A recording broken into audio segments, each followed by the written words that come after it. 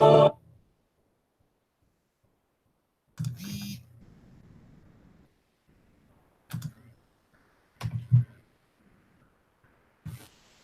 and welcome to day 23 of the Genesis of Androzani Advent Calendar. I just tried to do an intro there with the 23-day thing, but my computer froze, and that might happen a lot during this stream because, yeah, this has been very last minute preparing for this one. Just waiting for Adam to join the call, actually. Here he is. Hello. Can you hear me? Finally, you got here. You just missed out on a completely botched intro. I tried to do the whole calendar thing, and it completely froze. Oh, shit. Hang on. Let me just check something. I might just switch to my normal phone mic, which will be a bit of a step down in audio quality, but something's gone awry. Hold up. Okay. Well, while you're doing that, I'm going to read out a prepared comment we have. From someone who could not be here on the stream. That's Cromwell. And I can't hear you, mate. Oh. Yeah, your audio is all good now. Good. Yep. Sorry, I was just my kit wasn't plugged in properly because it's all connected. It's complicated. Oh yeah. Anyway, your audio's got a bit more crap now, but that's all right, isn't it? Yeah, so long as I can be understood. Yeah, I can hear you. It's good. a bit muffly, but I can hear you. Right. So our first question, Cromwell, is people argue a lot about where the best jumping on point for the new viewers is. Some say Series 1, Series 5, Series 10, Blink, or even An Earthly Child. Where do you think new viewers should start watching from? Well, my immediate thought would be Rose, Series 1. Yeah. I usually, yeah. Because there's a slight counter-argument to that could be made that I don't agree with, but for the sake of argument, I'll bring up anyway, is that people might be sort of weary of the sort of aged special effects and stuff and not really think of it as a modern series, if you know what I mean. Yeah, that's what my stepsister said. My stepsisters are like 14. They were born in 2005, and they said they didn't like it because of the special effects. But if people are going to put the special effects over anything else, then Doctor Who's not the show for them. Yeah, pretty much, because if you look at 99% of Classic Who, yeah, it's it's pretty much the same as Series 1, except it's practical instead of CGI, apart from all the really garish John Pertwee era CGI. That's, yeah. Only people like us could appreciate that stuff, because, you know, most people in the mainstream, if you will, aren't going to appreciate that stuff. Yeah, but I think you're right. Rose is definitely, I think, the best way to start for someone who's maybe, because you could start them at a point in Classic Who, but the thing is that TV has changed so much that may be just a bit too much of a big step. I think you need to ease people into the Classic series. If you want to show them the show as a whole, I think the best place to start is with something more accessible, which is Rose. Yeah. Get them through that Russell era, and then sort of around the beginning of the Moffat era, I'd imagine, then start properly. You should probably show them a few things, given on how many callbacks there are during the Russell era. You know, Davros the Master, Cybermen, Daleks, everything like that. Introduce people lightly, but to get them in proper, sort of around when Moffat takes over, I think they'll be secure enough in the new show that they'd be able to handle the old show, if that makes sense. Yeah, and I think the only exception would be if you get an example like our friend Tony, who is much sort of in the older generation. I think for someone like him, if you're in that generation where you grew up with that kind of TV, you might find it better to watch, say, something like Spearhead from Space. Like, that would be a great way to start if you were in that generation. But for the most part, I would say Rose is probably the best way to start. Yeah, for the general Just start with the person. Autons and you'll be fine. Yeah, that sounds good. And preferably something by either Bob Holmes or Russell T Davies. You'll be great. Yep, and maybe Stephen Moffat on his best day. Yeah, because I have actually started a few people from Blink because there are some of my friends that aren't big fans of Rose just because of its age and it's like it's got a very sort of it's got its own feel to it, you know. Yeah, it's got a lot of, for everything that's great about it. It does have some goofy elements which I think are part of what makes it great, but to the general public may be a bit alienating. Yeah, but it's also because I noticed that those friends that I showed Doctor Who to only started warming to the show once they saw Dalek. Because those first 5 episodes of series 1 are very sort of they're in their own world, if you know what I mean. They're very separated from the rest of New Who, I reckon. They're very it's hard to describe it really because it's not like it's that much like Classic Who. I mean, I guess Unquite Dead sort of is, but for the most part, those first 5 episodes of series 1 are very different to every other. Very much their own thing. Yeah, and I love them. Anyway, so before we move on to the next question, I think we should start because obviously this is a bit of a hybrid video. Not only is this a Q&A, but we are also doing my ranking of every First Doctor story. So without mucking around, I think we should just showcase number 29, get it out of the way, the worst one. Mm-hmm. And I think if any of you have watched our bottom 10 Advent calendar video, I can't remember which one it is, but if any of you have watched that one, I think you all know which one this one is. So here we go. Hopefully it doesn't freeze this time. Oh. Yeah, sorry, that's going to happen. Here we go.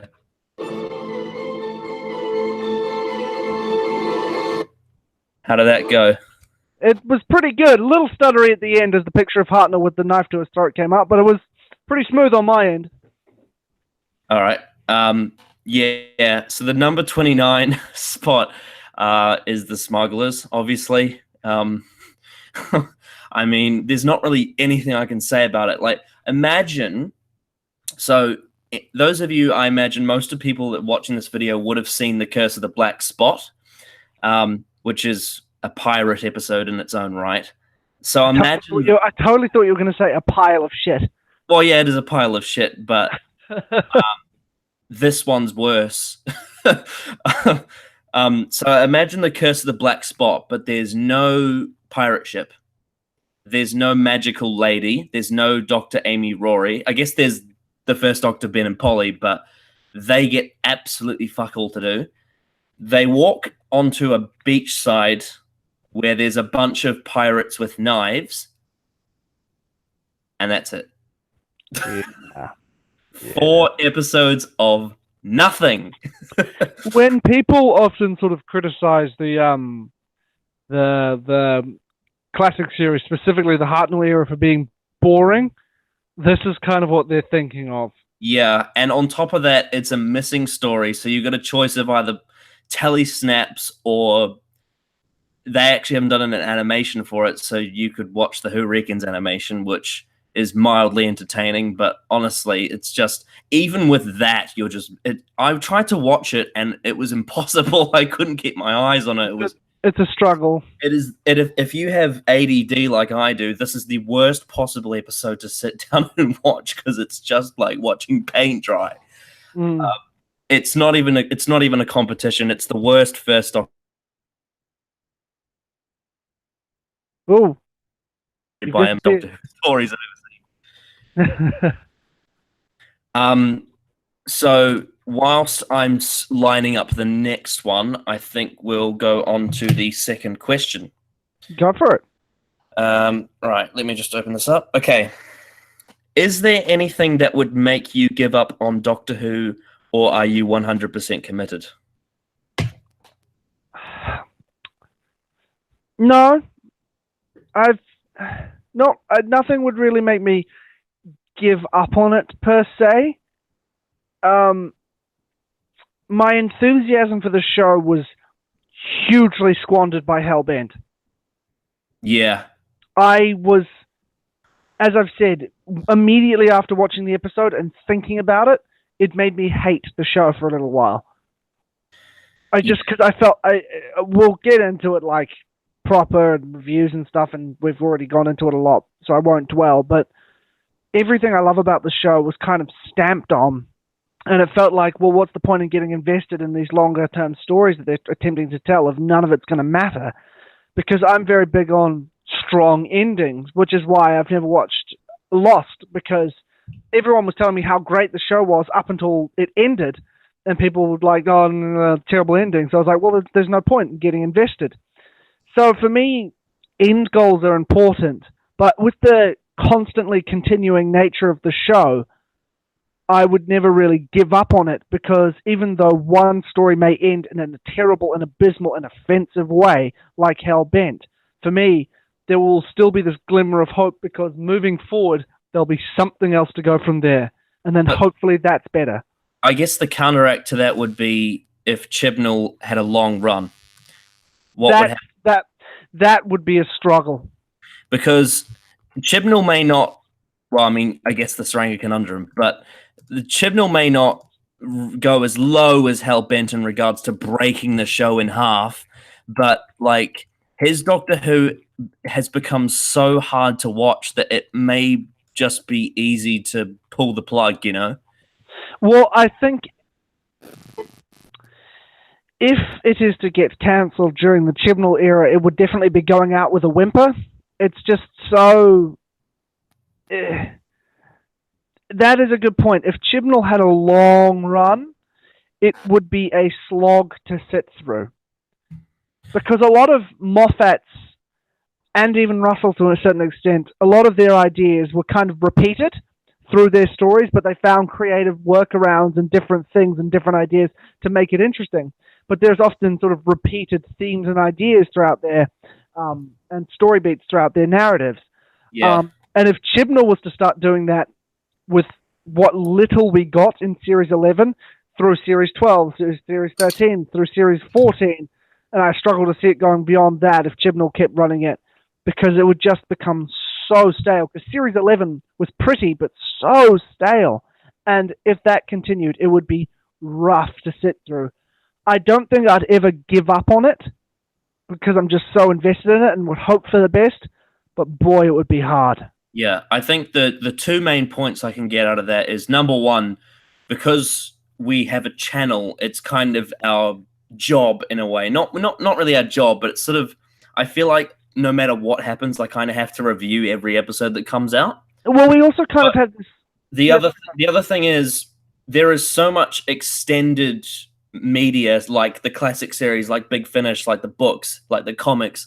Just there's all this other stuff that keeps you in the shows, like the whole, like the show as a whole, not just what's going on right now, but the show as a whole is so much bigger than just what's happening on TV. So Yeah. I feel like I can never give up on the show as long as there's content. And the fact of the matter is, it's highly unlikely that anyone is even gonna get through all of Doctor Who in their own lifetime, because there's just so much of it. Well, absolutely. That's the thing, and also because, I mean, we've sort of talked about how we kind of want this to be an archive of fan analysis and just general chat about as much of the show as we can possibly cover. Sort of like a weird sort of preservation thing. We're so invested in the show because we love it so much, even for its ups and downs and everything, that we are so committed and so into it at this point. To be perfectly honest, if there was something to make us give up on the show, then this channel wouldn't exist. Yeah. Just to cut in there, I just got a comment from Game Troller Prime. Apparently, Curse of the Black Spot and the Smugglers are actually linked somehow. So I'm sure that'll come up in the trivia when we watch it with Jake. But then again, they're both in my bottom 10, so I don't fucking care, to be honest. I get Troller Prime. Thanks for watching. Yes. Now, speaking of bad episodes, I think we should move on to number 28 in the First Doctor countdown. Go for it. Right. Now let's do the Inception screen share. Whoa. Right, number 28. This one might rock the boat a bit.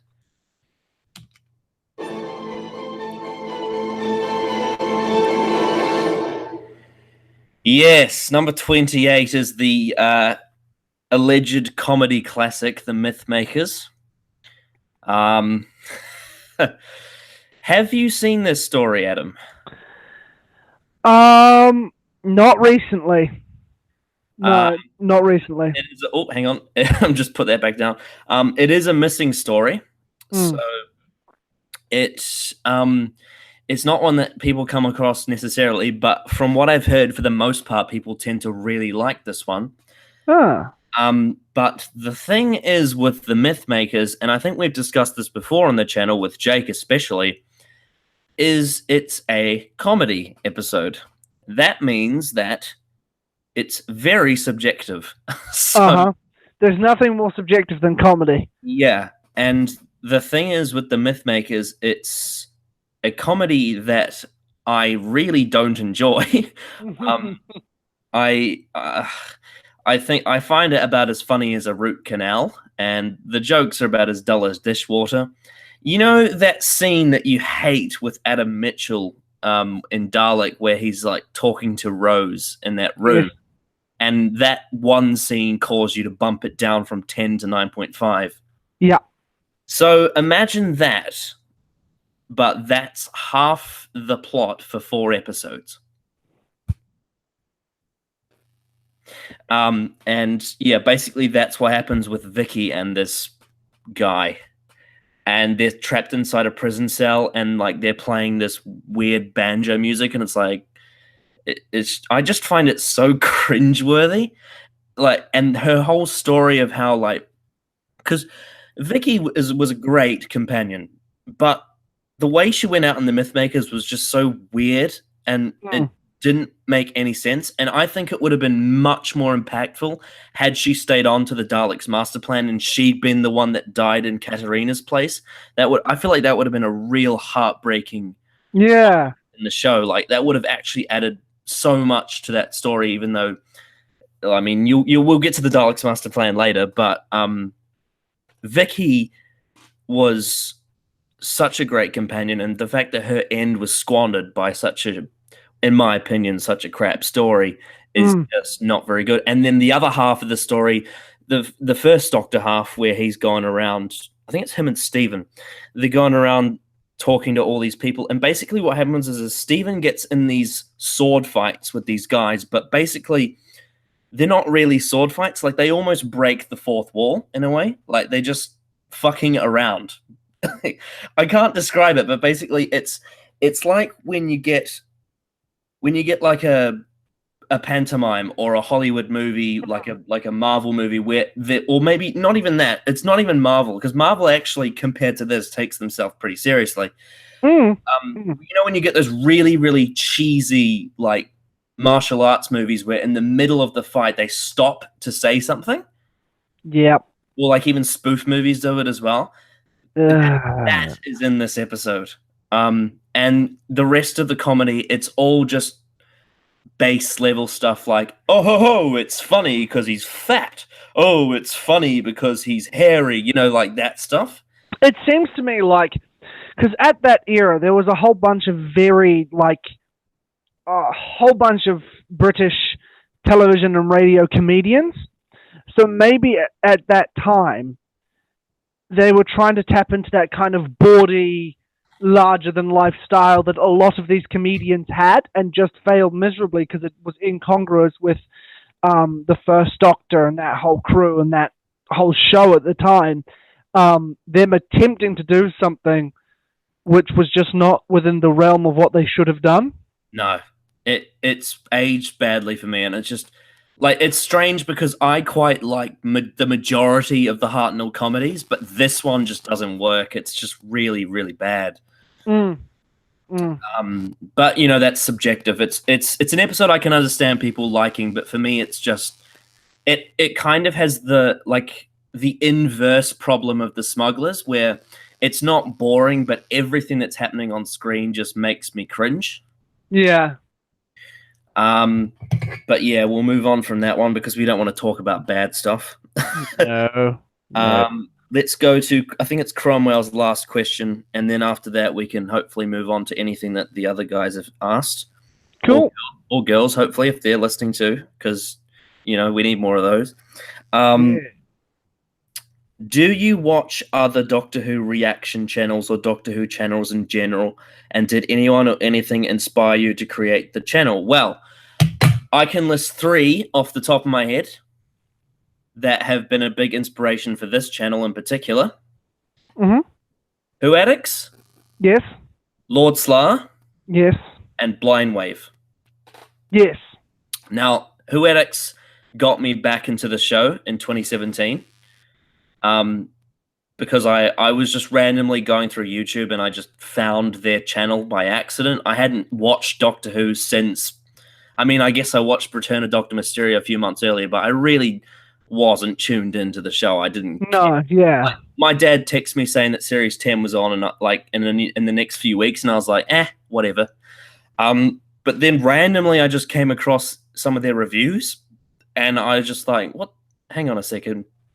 And they reminded me of things that I'd forgotten, because I'd forgotten a lot of, like, the Russell era I hadn't watched since it aired. So it just had all gone from my mind. It was in the back, but it had all gone. And then after watching the reviews, I rewatched the entire new series and fell in love with the show again. Yeah. Then with Lord Sly was a big influence in getting me into the classic series. Mm-hmm. With his reviews of like the Hartnell era stuff, and part of the reason why I've discovered my love for the Hartnell era and why I can confidently do a video like this where I rank the episodes is because watching his reviews gave me a different perspective of classic Who.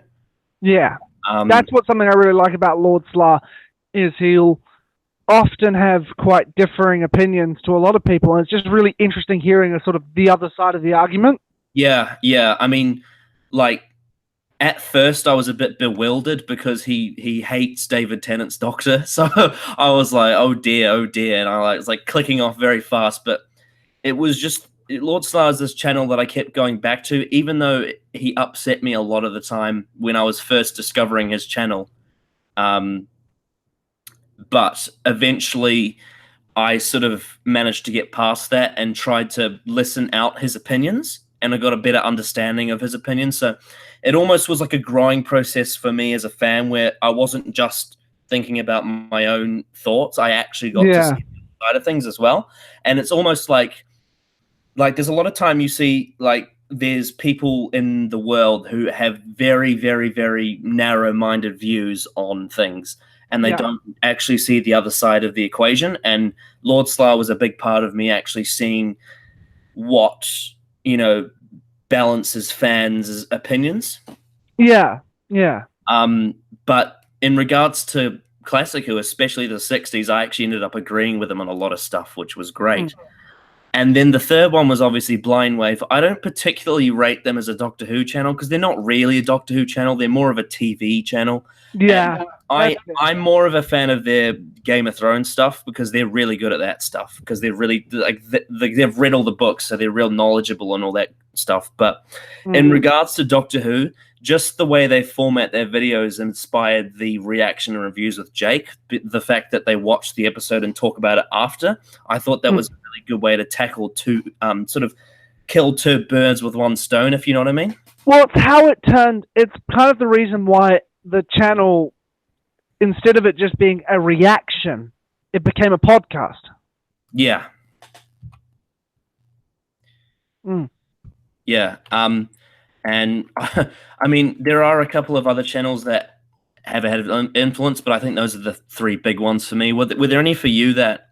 Well, in terms of the inception of this channel, like, Connor told me about it for ages, and then invited me on after the fact, after you'd filmed a few episodes with Jake. But for me, there's 2 Doctor Who channels that jump out at me. One of them's not specifically Doctor Who, but he talks about it a lot, and the other one is very much a Doctor Who channel. when I first sort of was really getting into like different YouTubers and finding my taste and sort of what I liked in terms of review and analysis and that kind of thing. I was probably, how old would I have been? This would have been in, I was probably like 12, 11, 12 maybe, I think. And I discovered Mr. TARDIS reviews. And he was, yes. and at the time, he was the only Doctor Who channel I could find where there was like lots of effort and lots of time and lots of thought clearly put into everything he was doing. Yeah, because he's reviewed a whole bunch of episodes. Like I can't even think of an episode that he hasn't reviewed. He's reviewed so much Doctor Who. And like he always, even when he just had Windows Movie Maker and he had a crappy sound quality, you could just tell his pure passion and knowledge of the show. Back during his Top Hat days.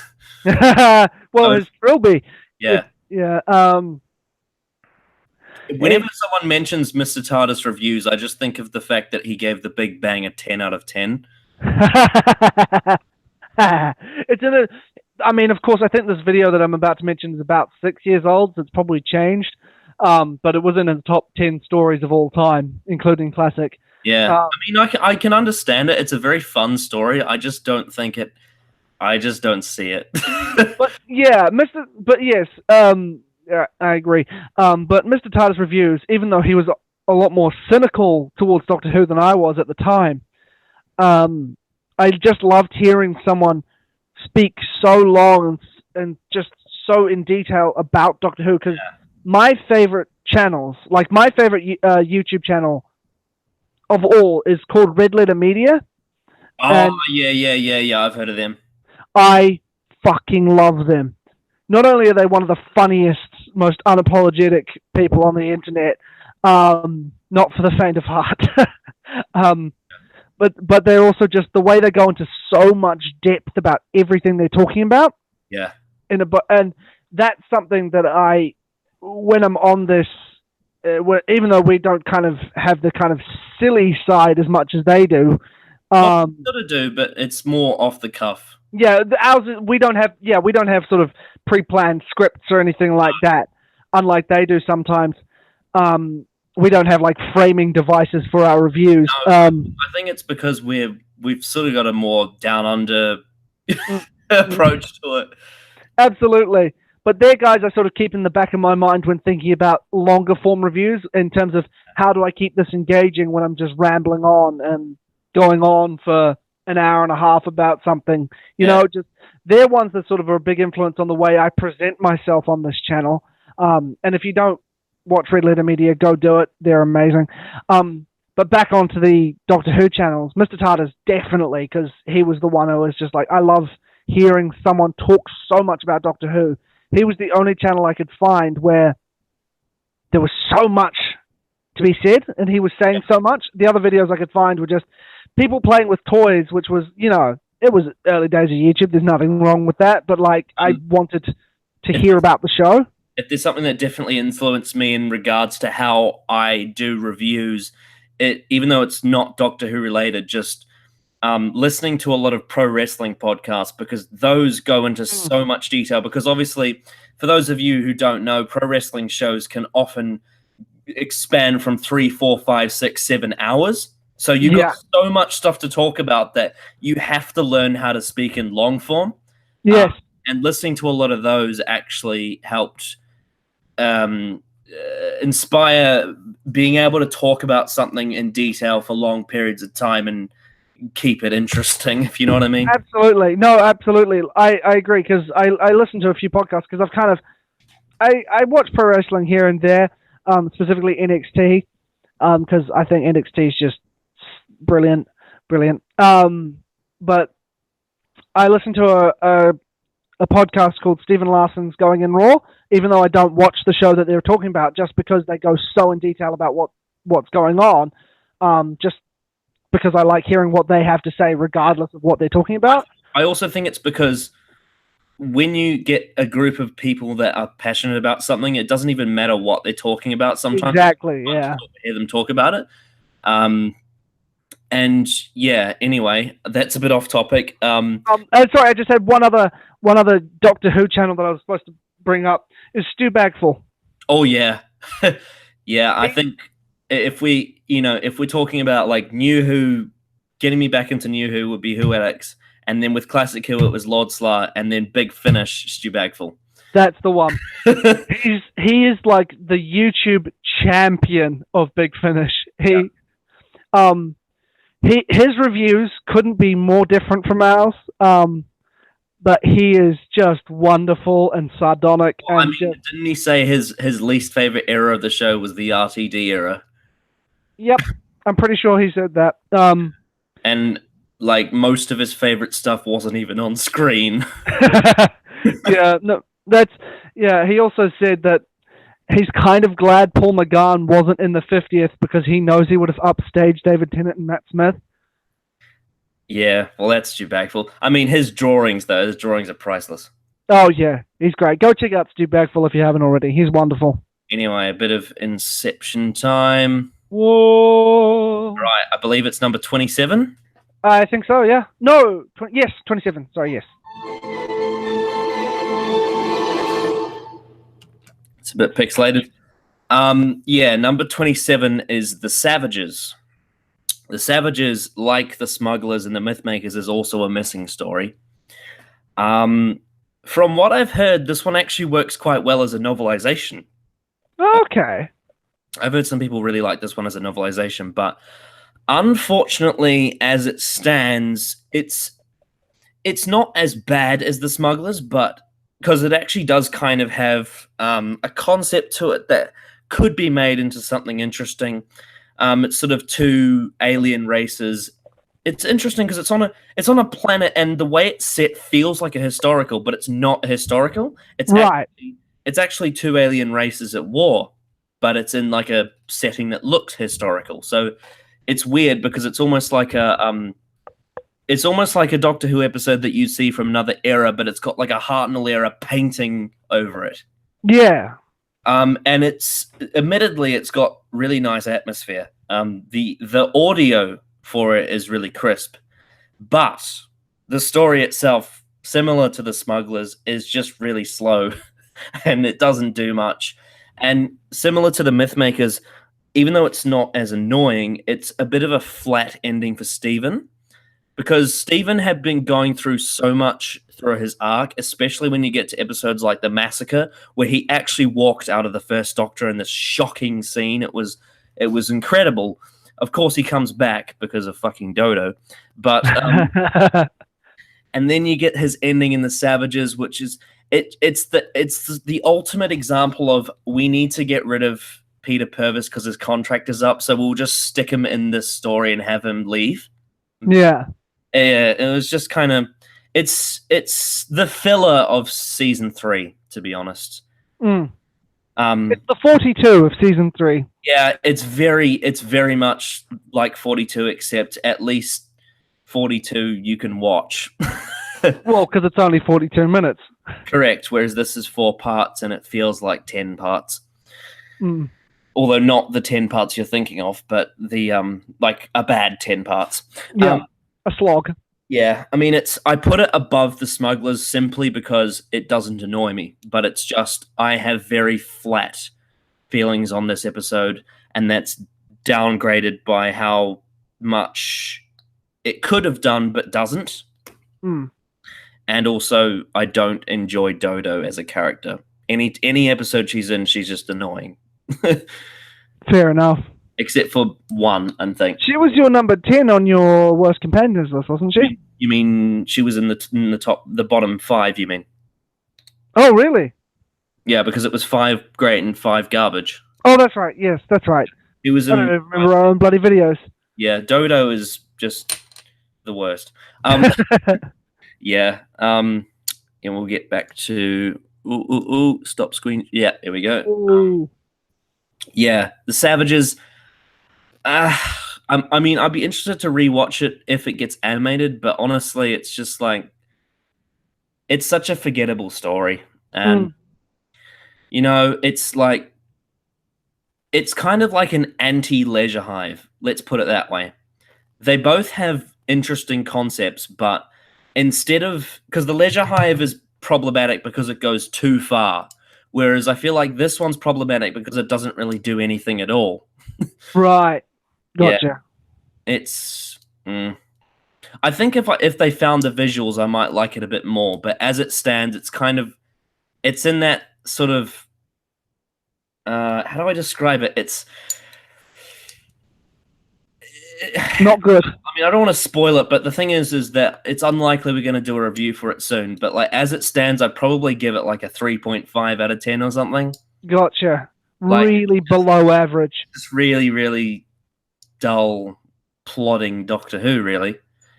Gotcha. And generic as well. Doesn't stand out in any way. It's very skippable. I imagine if it came out on DVD, it wouldn't sell very well. No. It's just nothing about it that's that interesting. It's so forgettable.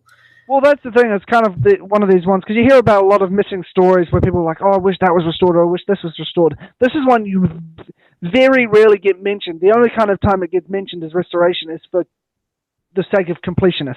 Yeah. I mean, for the sake of having it all. Obviously, like I've heard, because there is a YouTuber out there, most of you probably won't heard of because he's got a very small number of subscribers like us, but his name's Cody W1, and basically his first exposure to Doctor Who was through the novelization of The Savages. Wow. So he has quite a biased view on the story, but basically he says that as a kid reading that novel, it was really captivating. It's just as an episode, it's maybe not quite what it could be. Well, maybe if we can seek down a copy of that, we could do a review of it and just sort of see how it actually does stand up. I'd be interested to see if the novel expands more on the ideas. Well, that's an interesting question, because obviously it depends on how long the novel is, because generally books just have more information in them. But how many parts is the serial? It's a 4-parter. It's a standard Doctor Who story. Yeah, so if you have a short novel, there's probably not much left out or added, but it'd be interesting to read it and find out if there is anything that's been changed. Yeah. Anyway, move on from that, because The Savages is just a nothing story. Right. Our first question from the actual chat itself is from Editron. And he says, question for you guys, what are you looking forward to most about watching the Sarah Jane Adventures? I want to see more Elizabeth Sladen because she's great. Oh, you pretty much just summed it up. Like, I want to see more of Russell writing the Doctor Who universe. Oh, yeah. That's what I'm excited for. Yeah, the fact that there is Russell stuff that I haven't seen, and I'm a massive Russell fan, is fantastic. Like, the fact that I haven't actually seen Children of Earth, and I haven't seen the Sarah Jane Adventures, that is exciting. That is very exciting. I'm interested to see what Jake thinks of the Sarah Jane Adventures, to be honest. Yeah, I don't know, because from the little bits and pieces I've seen, I really don't think it'll be his cup of tea. But if he's endeared enough to Elizabeth Sladen and Sarah Jane as a character, then maybe he'll buy into it. It's hard to say. He's an unpredictable one, Jake. Yeah, he's a bit of an oddball, isn't he? Which is part of what makes him so endearing as a. I think he gave School Reunion like a 7. Someone go watch our video and tell us, please.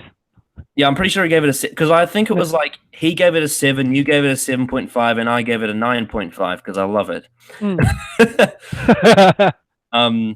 But yeah, I mean, like basically from what I've heard, the Sarah Jane Adventures it's basically like Classic Who, but new, but without the Doctor. But Sarah Jane's the Doctor. Like it's kind of like that. That's sort of what I've heard. It's very similar to Classic Who in a lot of ways, which sounds great because I love Classic Who. Yeah, Classic Who's rad. Classic Who, as written and presented by Russell, sounds great. Yeah, that sell me right away. That's exactly what I'm looking for. Yeah. Anything else you want to mention about the Sarah Jane Adventures? No.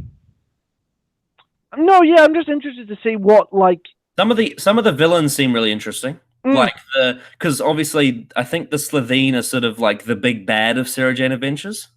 Yeah, that's interesting. I want to see what they do with the villains in terms of, obviously, because it's a kids show, they can't go as dark as something like Torchwood or Yep. even the show, because they can't do something like the Devil, for example. Yeah. Well, I mean, I've heard that there's this villain like that's resembling of a really scary clown. So I've seen photos of that. Yeah. So yeah, that'll be interesting. I'm just interested because it's such an enigma. Like not like Chibnall where you don't know what's coming. It's an enigma in the sense that I can see what it could be, but I actually can't imagine what it is. Oh, yes, you're absolutely right. And also, the one other thing that I'm really looking forward to seeing is Matt Smith written by Russell. Oh yeah, and just more David Tennant for me, obviously. Because yes, there's an episode with him in the blue suit that I haven't seen. And that's amazing. Yeah, that's so cool. Oh, Tennant. Anyway, yeah, I mean, there's not much more we can say because we haven't seen it, but seems interesting. I guess we'll have to move on to the next ranking. Let's do it. I believe it's number 26. I think so. Right, so let me just give me a second. Okay. And then Inception. Whoa. Whoa. Here we go.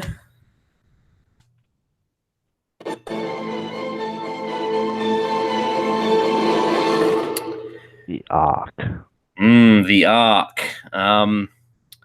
The Ark. So, similar to the Savages, this is another story with two races against each other. However, the big difference is with this one, we can actually see it because the entire story exists. Right. And I think the monoids are they represent what a classic Who villain looks like. it's the very creative dude in a suit thing, you know? With a weird, massive version of a Beatles haircut. Yeah, and they look like the Beatles if they were Cyclops. Yep. And shriveled raisins. Yeah, so I really like the design of the monoids, and I do like there is one plot twist in this story that's absolutely brilliant, and anyone who was watching this story on first viewing not knowing anything about spoilers and whatnot, because obviously spoilers were so well kept back then.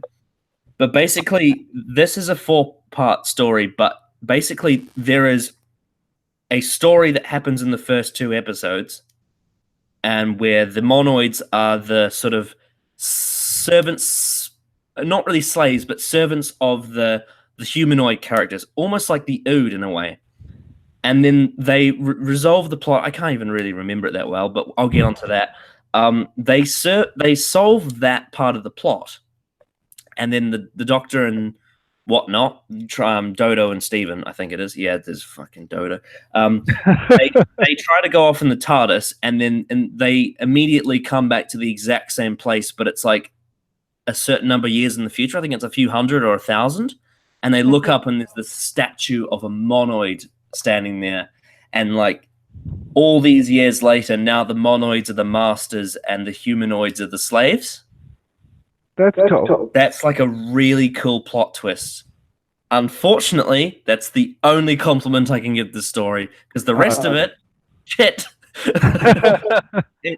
A great idea, but okay, how do I break this down? So, the William Hartnell era, in regards to dialogue, is one of the strongest in the history of the show, especially with historicals, really, and also scientific stuff as well. There is a lot of very adult, mature, not necessarily like raunchy or whatever. Like, it's very conservative, but the dialogue is very intelligent. This is the one episode where the dialogue is really dumb, and it's so simplistic, and just it reminds me of a Chibnall script, like a bad Chibnall script, where everyone just sort of states what is happening. And yeah, I mean, it may not necessarily be that, but it's just every line is so flat. Yeah. And once again, this is classic Who, so it's 4 episodes, and it's 4 episodes of that. It's a real hard one to sit through just because there's not much to stimulate your brain. I think this one might be okay if you're a young kid, but yeah, I can't rate this one much higher than where it is just because compared to all the other Hartnell stories, this one just lacks in execution. It sounds to me so the Smugglers was the stereotype of why people call the Hartnell era boring, and this to me sounds like the stereotype of why people consider the Hartnell era goofy, even though it really wasn't. It was very intelligent, but on paper, when you see the goofy costumes and the wobbly sets, people assume, oh, this is just schlock. And in some cases, like this, it is schlock.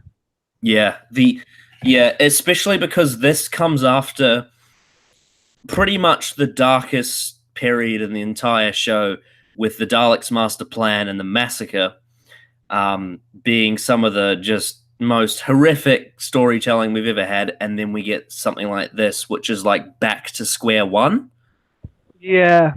This is also quite lazily put together because they reused the soundtrack from the Daleks, and it just does not fit this story at all. That atmospheric soundtrack just does not fit the arc whatsoever. The arc is supposed to be this sort of, well, it's just not the Daleks, you know? It's nothing like it at all, so why the hell would you have the Dalek soundtrack in it? Yeah. It just seems like a really dumb idea. Money saving, probably. Yeah, maybe. Right. I'm drowning in cables here. I have a microphone cable, a headphone cable, and my charger all running through my phone at once. I'm all tangled. You're a Cyberman. I've got a very simple question here from Draconian Dan 12. Yes. And you actually posed this question recently. Mm-hmm. Classic or New Who? That's an impossible answer because they're two different things. Yeah. Apples and oranges. I mean, the thing is, if you'd asked me in 2010, I would say New Who, but it's changed. I can't. There's been so many errors in the new series with, like, in my opinion anyway, just like Moffat and Chibnall have made so many mistakes already. Like Chibnall already, but Moffat in his whole tenure made so many mistakes that it's hard to deny the flaws of New Who. Because obviously the classic series in itself has a lot of highs and some lows. And there was at one point where, yes, the new series always had flaws, even in the Davies era, but for the most part, from series 1 to 5, it was considered to be a very consistently great show. But then when people's opinions started to split around series 6, it became questionable as to, is this still the greatest show? Because it was, because now television, the landscape has changed. We have Game of Thrones, we had Breaking Bad, we had Vikings, we have all these epic cinematic movie-like shows that Doctor Who really has to compete now, whereas back during the Davies era, it's Doctor Who and nothing else. Pretty much. It was just the biggest thing. At least, obviously that wasn't worldwide, but at least in England at the time, it seemed, from what I could gather, and also in New Zealand and Australia, it was huge. Just the hugest, the most grand television show that it had ever been, really. There was nothing quite like it. But now it's kind of waned a little bit in interest.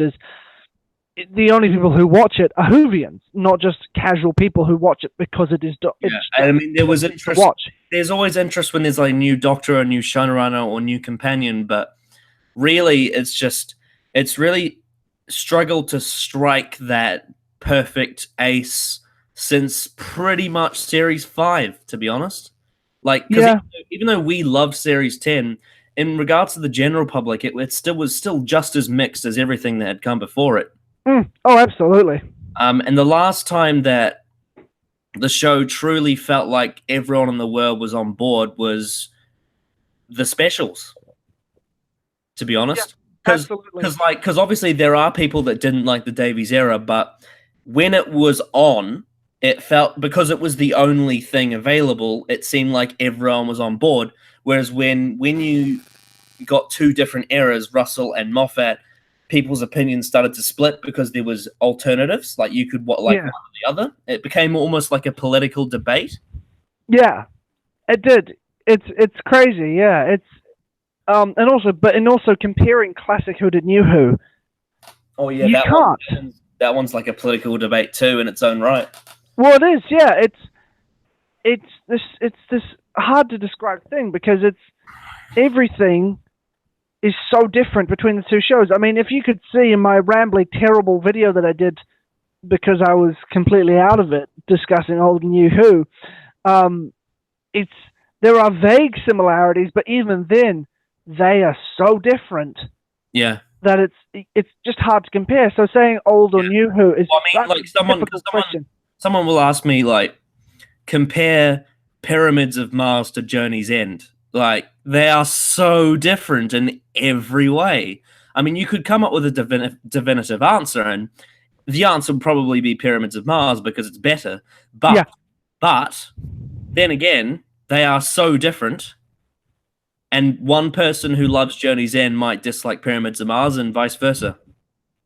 Yeah, it's a real tough thing to sort of analyze and talk about. I mean, I guess it's kind of part of what we're going to eventually do with this channel once we get to do more Classic Who and more of New Who in its entirety, in terms of just being a general talking point. But it's almost impossible to say. You can't immediately say this or that. I guess there are certain personal tastes which will come into effect, absolutely. But even then, I love Classic Who and I love New Who for completely different reasons. Yeah. Right. So now we're going to move on to the next ranking. I believe this is 25. That sounds right. Yeah. This one's slightly controversial, and it's got a bit of an asterisk next to it, but it's remaining at this spot for now.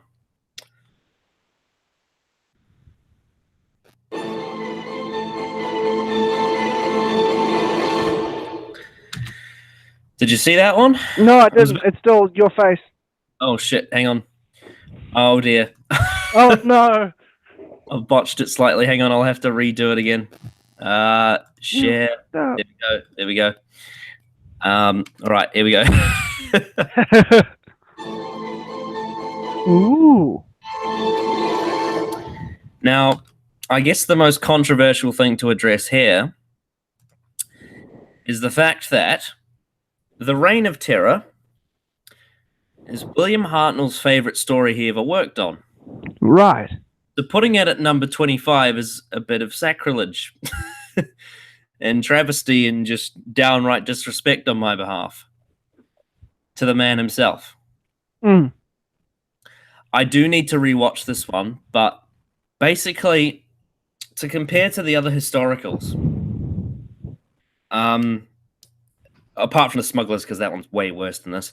But the thing is, even with the Crusade and Marco Polo, which if you saw our other videos, you'll know that improved, or maybe it hasn't even come out yet. I think it may have. I think I may have discussed it in the Dominators. I can't remember, but those two episodes, I remember I put on my overrated Hartnell video, which I've deleted since because I've recently discovered I quite like a lot of those stories now. With the Crusade and Marco Polo, I could at least get a feeling that I would like aspects of it if I was more into it. Whereas the Crusade, yeah, indeed, yeah, especially both those stories, yeah, and those will come later in the list. But with the Reign of Terror, I really didn't even get any vibes from it whatsoever. I mean, there's a couple of scenes that I like. Like there was the one I showcased with Jake, the cliffhanger where the doctor's in the house that's burning down. Yes. But apart from that, I just don't get it. Like, it's it's a moment in history that I've never studied at school. I've never heard about. I know fuck all about French history. So where is the interest?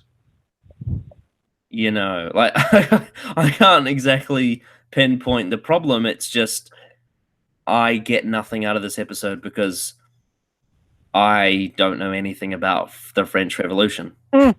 It's like how you say you really enjoy the Shakespeare Code, but you don't get as much out of it as someone like myself who is really interested and invested in Shakespeare in that period of history. I guess so. The thing is, I would rate the Shakespeare Code significantly higher than this episode. True, absolutely, because it's great and severely underrated. I actually do get a lot out of the Shakespeare Code, more than you may think. It's just I don't get it as much as you do.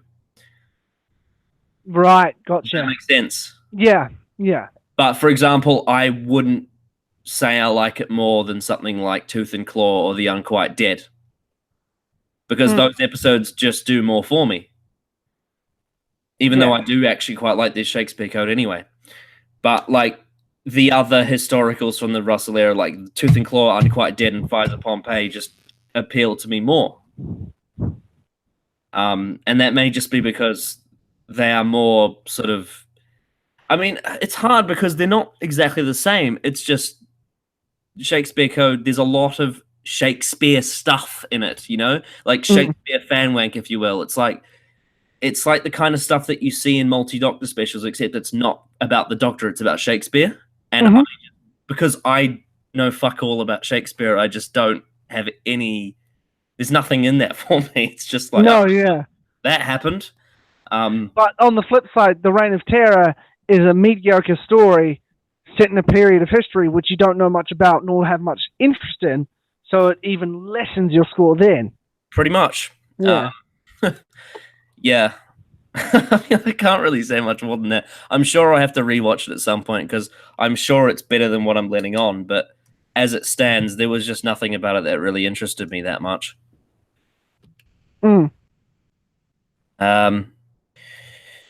Right, I'll just try and find if we've got another question here, or otherwise we'll move on to the next thing. I think I've got the chat up on my laptop in front of me, and I think there was a question, but my hands are occupied, so I can't scroll up.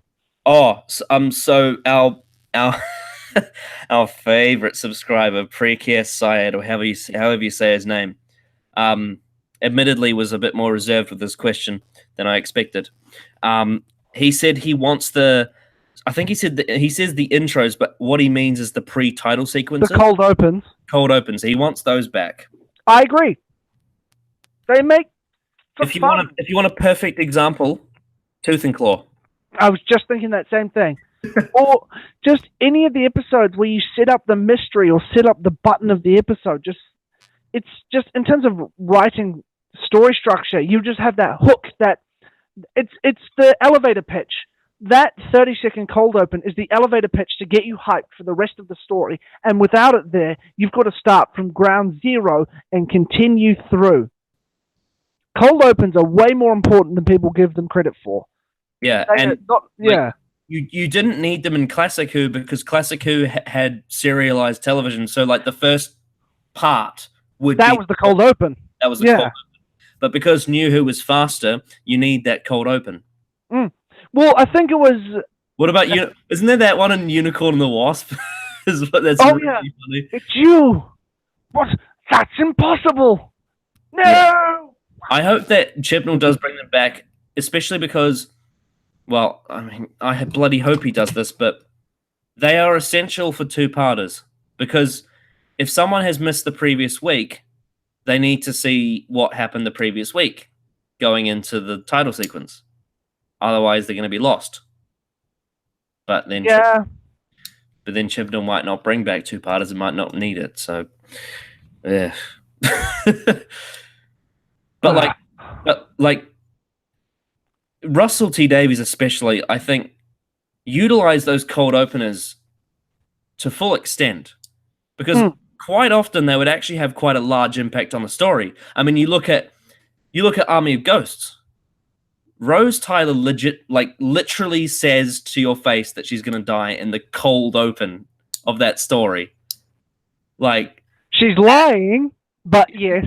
Technically speaking, but the fact that she tells you changes that whole story it changes that whole story so that if you didn't see that, you would have a completely different perspective going into that story if you hadn't seen that cold open. You know what I mean? Absolutely, I know what you mean. It puts that little thought in the back of your mind. Okay, this is fun. Oh, this is fun. But when's it going to get to that? When's it going to get to that? It adds this. Yeah.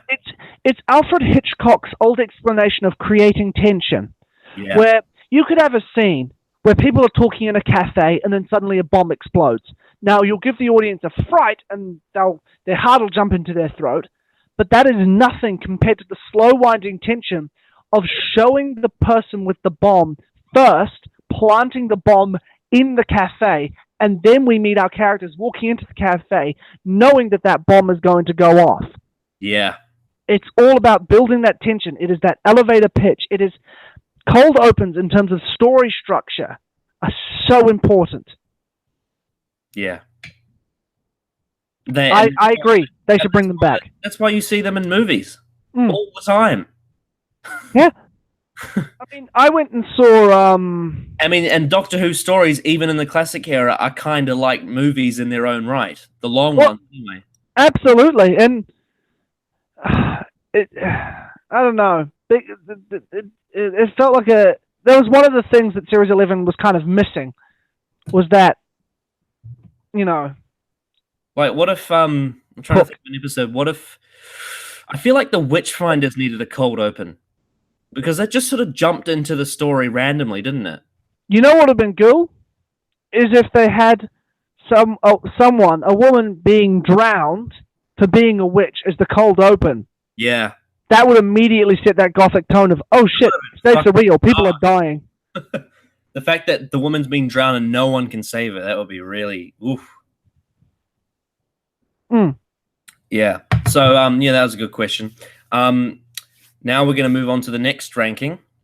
Go for it. I've lost track of the numbers. I think 24. 24? Yeah, 24. 24. I'll be interested to hear your thoughts on this one, Adam. I think I know what it is. Yeah. Here we go. Called it. Yes. Your first ever Doctor Who story, Adam. Yeah. I'll let you have the floor first with this one. Okay, just give me 1 second. Okay. Well, I guess I'll have the floor first then. Yeah. So the Sensorites. How do I put this one? This is a bit of an interesting one. I went to grab the DVD off the shelf, but it's currently under a stack of about 13 other discs that are very high, and it would have fallen over. All right. But no, yes. Sensorites was my first ever Doctor Who story, but not only that, it has a deep personal connection to me, as my earliest memory is the cliffhanger to episode 1 of the Sensorites. Now, episode 1 of the Sensorites is very entertaining, sort of atmospheric build-up that in the following parts never gets paid off. It's pretty much like part 1 of the Sensorites is pretty much your quintessential Hartnell era part 1. It is. It's absolutely fine. There's nothing wrong with it. It's, in fact, I'm pretty sure the Sensorites is probably Susan's best performance, apart from maybe An Unearthly Child episode 1. Yeah, I think so. Because in every other episode, she's just a screaming damsel in distress. But in the Sensorites, she actually, retroactively, comes off like a time lady. And she actually talks about Gallifrey, which is crazy. It's an interesting... And even though they didn't have much of a budget, I liked the design of the Sensorites. Oh, yeah, they're very much a prototype Ood, aren't they? Oh, yeah. The Sensorites very much... It's almost like a skeleton sort of... how do I say it? It's kind of like a like a prototype Doctor Who story in a way. It is boring. It is very boring. Oh yeah, and that's because it's 6 parts. it's too long. It's way too fucking long. I think it's a good idea of a story that was just terribly handled, and I will openly admit that. It has a very special place in my heart, considering it's my earliest memory. You see like a plaster on your arm, right? And it's got like, cool dinosaurs on it and stuff. And it's like this cool plaster that you got for your birthday for some reason because you fell over. But it's got like Toy Story and whatnot. And it looks awesome. And then you got to rip it off. But you rip it off for 2 hours. Yep. And bits of flesh come off with it. Yeah, that's the Sensorites. It's pretty and has promise, but the more you watch it, the worse it gets. Absolutely. And the only reason why I put it above the Reign of Terror is because of episode 1. Because it actually did interest me at first. Like the first episode or 2, I was really into it. I was like, yeah, this is some really neat sci-fi. It almost felt like, because obviously in the first season and even the second to a degree, they were very much following the mission statement with all the educational subtext. Yes. Yeah. And, you got like the historical stuff like Marco Polo and whatnot, whereas the Sensorites for me feels like the science one, Yeah. And the Sensorites aren't really a villain. They're more just like Hartnell's doctor is observing their activity. And it's really interesting. It's such a different take on the Doctor that you don't ever see again. Yeah, absolutely. Despite it being quite a generic story retroactively, has a few unique elements that kind of make it a little bit special. Yeah, it's just unfortunately once the writer ran out of ideas, it just turned into plotting TV. And if it was in any other era, they would have. I mean, say for example, the Sensorites was a Pertwee story, and they had all this time to fill. They would just throw in a bunch of gadgets and guns and explosions, and it would be way more interesting. Yeah. And the Sensorites are being controlled by the Master. Yeah. I'll just check if we got another question lined up. I think we may have. We may have? I think so. This isn't really a question, but the Morlem says that the novelization of Warriors of the Deep is good too. Doesn't make the serial good. No, the serial is absolute garbage. It's bad. We got another one from Game Troller Prime. Mm-hmm. Do you think Chibnall will do better with the old monsters or fuck them up beyond recognition? No worse than Moffat did. Moffat, like Asylum of the Daleks and Closing Time. That's all you need to know. Oh, and Victory and Magician's Apprentice and Nightmare in Silver and Death in Heaven. Although, World Enough in Time, it was too late though, wasn't it? It was way too late by that point. Yeah, because you name an iconic monster that had appeared during the Russell era that Moffat then went on to use that he didn't make worse somehow. The Ood? Although he from the classic series. Didn't really use them. Oh, the classic series. Right. The Doctor. Although arguably at some points he did. Mm-hmm. So I think Chibnall... Chibnall will make them boring. No matter what they are. Yeah. Basically my prediction for what Chibnall will do with the Daleks is he won't. He'll probably just make them wander around and do the most generic... They'll be robots. It'll just be the most generic interpretation of the Daleks there could possibly be. They are just machines that kill people. And if he does the Cybermen, I reckon they're going to be like they are in A Good Man Goes to War or the Pandorica Opens, where they're just there. Oh, Chibnall Cybermen would just be... They would just be men. Anyway, we got to move on to the next. Oh, yes, someone called the Morlon with the beautiful picture of Colin Baker in the 6th outfit. Just comment, don't forget how much Moffat screwed the Sontarans. Them too. My God. The thing is about that is that Strax. The problem with Strax is if he wasn't a Sontaran, I think he'd be a great character. The problem is he's a Sontaran. Yeah. It's almost like the joke of the Sontarans makes him funny, but the problem is that there is a joke with the Sontarans. Just make him generic warrior race and then have them making fun of that.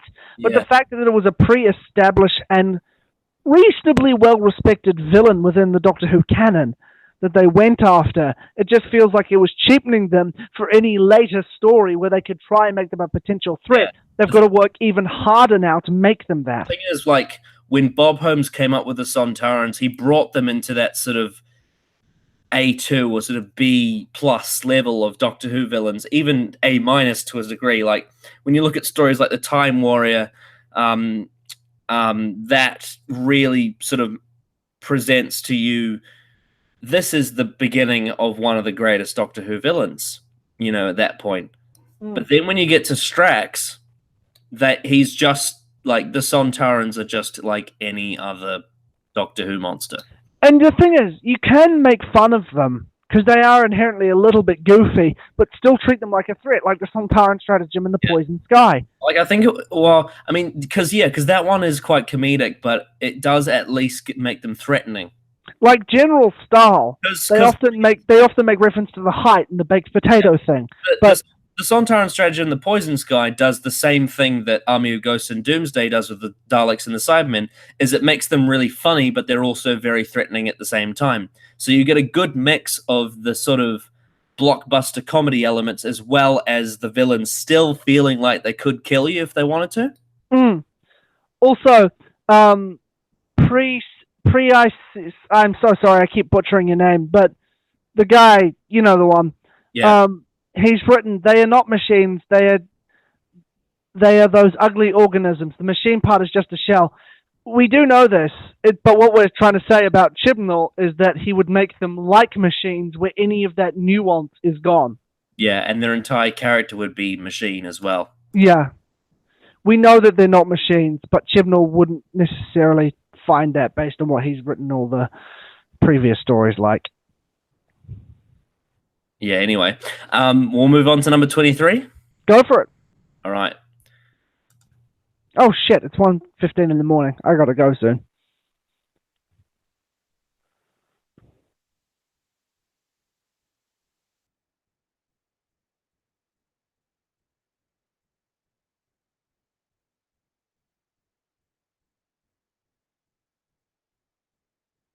Yeah, we've been... Yeah, it is.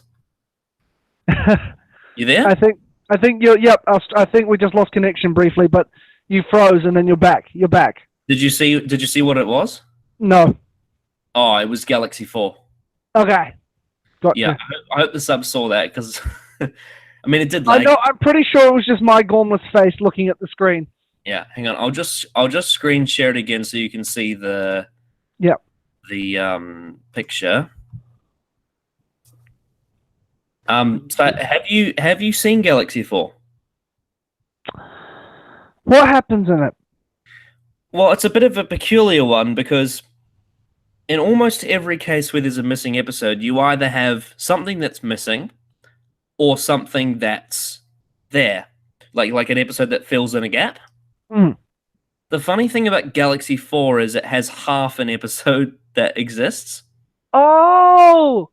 So the thing is, you've got, I think there's like an episode, or I think there's 1 or 2 episodes that do exist, but there's also a half episode that exists. And I don't know how, but someone managed to record it on their camera. And this gives me hope, because I hope someone else bloody recorded episodes on their camera, like the Daleks Master Plan. That'd be great. But yeah, the Galaxy 4 is one of the oddest DVD releases ever because it's on the Aztec Special Edition. I'm pretty sure I have seen this. Yeah, and like the Savages and the Ark, this is a war between two races. and it is a race. Is a war between a bunch of blonde females that all look the same. Mm-hmm. They're almost resemblance of Thals, actually, in a weird way. But They've got a weird Power Ranger thing going on with their white collars. it's a war between them, and I can't remember what the alien race is called, but they're like these. They look like round sort of vacuum cleaners. Do you know the ones I'm talking about? If you just look up Galaxy 4 on your internet, if you can, if that's available, you will see it straight away. But while you're doing that, I'll just talk for a bit. Galaxy 4, it's like, how do I put this? Galaxy 4, like the Savages and the Ark, presents an interesting idea and has some interesting scenes in it, particularly the fact, I think what bumps this up above the others is that this story has the First Doctor, Stephen, and Vicky. Yes. Not Dodo, Vicky, which bumps things up significantly. But as a story, it's very similar to the others. But I think just the sheer design, like the sheer charmness of the design of the alien monsters in their actual base, the fact that it's so cheap but it looks cute, I find very endearing. And there is actually one scene from this episode that I do really like, and basically I think it's one of the cliffhangers. Stephen gets stuck in a room by the woman, the blonde woman, whatever they're called. I think they're called, I can't even remember what they're called now. But basically, he gets stuck in a room, and they drain the oxygen, and like they're threatening. I think they either say to him, "Oh, you have to tell us information, or you have to tell us where the other person's base is, or something like that." It's some strategic tactic, and to force him to tell them, because I don't think he wants to tell them, but to force him, they stick him in a room. They trap him somehow, and they drain the oxygen, and he's like like running out of breath, and it's like this quite cliffhanger. But yeah, that does sound familiar. But yeah, Galaxy 4, it's quite a cheap looking story, and it's by far the worst animation I've ever seen from the BBC, and I think that's part of the reason why it didn't get its own DVD release, because the animation is just, it's like homemade. Gotcha. It looks similar to the Whovians stuff, and it's in an official DVD release. But the whole reason why is because it has that half episode that exists, and then they animate the other half, and it's really bizarre. And it's sort of half stills and half moving parts. It's a bit of a Frankenstein monster. Yeah, in the way it's been recovered. But yeah, and as a story, it's very flat, I would say, overall. Has its positives, has its negatives, but it's sort of like, I would say overall it ends up being in that sort of category. Yeah. Like, it's not one that I would ever really go out of my way to rewatch. It's quite forgettable. But has some interesting moments and ideas. Yeah. I guess if you're watching it at the time of broadcast, it's a sort of an all right sort of build-up episode, you know? Yeah, yeah. But apart from that, it's relatively weak, I'd say. And there's not much more I can say from that, because a lot of the episodes around this spot just don't have that much to them. Cool. I'm probably going to need to go soon, so why don't we go through what remaining questions we have on the chat as of now? Okay. And just talk about those, and then once we've done that, I'll sign off, because I got to get up in the morning. Yes, I mean, it is 1:20. I've got work in the morning as well, but because I'm the host, I can't leave.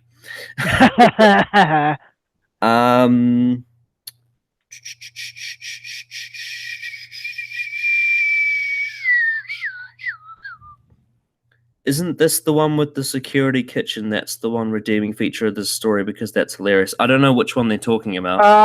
The not the not the smugglers, the Mythmakers?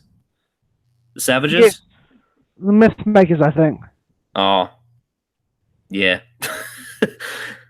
Are they talking about the big horse statue thing? I don't know. No, the horse statue, isn't that the Trojan? The Trojan, yeah. That's the Trojan horse. I mean, that looks cool, but the story around it's silly. Well, not the Trojan story, not the Iliad. The Iliad's great. Okay, so okay, there's a question. I'm not going to answer it now, but I'll just read it out. Mm-hmm. So Draconian Dan 12 says, "What do you guys think is the best pure historical?" I would have to say the Massacre. So I'm going to answer that later with the ranking because the best pure historical is a Hartnell story. Because it's not the Highlanders and it's not Black Orchid. But yeah, I'll get back to that one. Just going down through. Yep. During the Davies era, I feel like Who had competition with Supernatural and Smallville in the US. That's what. Yep. That's a fair enough statement. I've only ever had a holiday in the United States, so I couldn't say for sure. So I'll definitely take your word for it. And that sounds like a fair judgment because those shows have been going on for a while. Precast Sci says, "I'm watching the classic Who right now, already season 3. If you watch them very carefully, it is quite some fun, really. It is fun. It's brilliant. Everyone should go watch the classic series. Yeah, it's great. It's just you have to be able to digest it properly. Like, don't watch it all at once, otherwise you'll get in a coma. And also set some time aside for it. You can't really half watch a lot of it. Yeah, it's a hard one.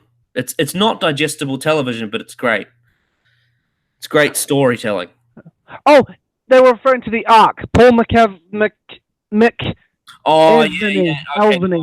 I remember now. Yeah, the Arks. Yeah, ugh.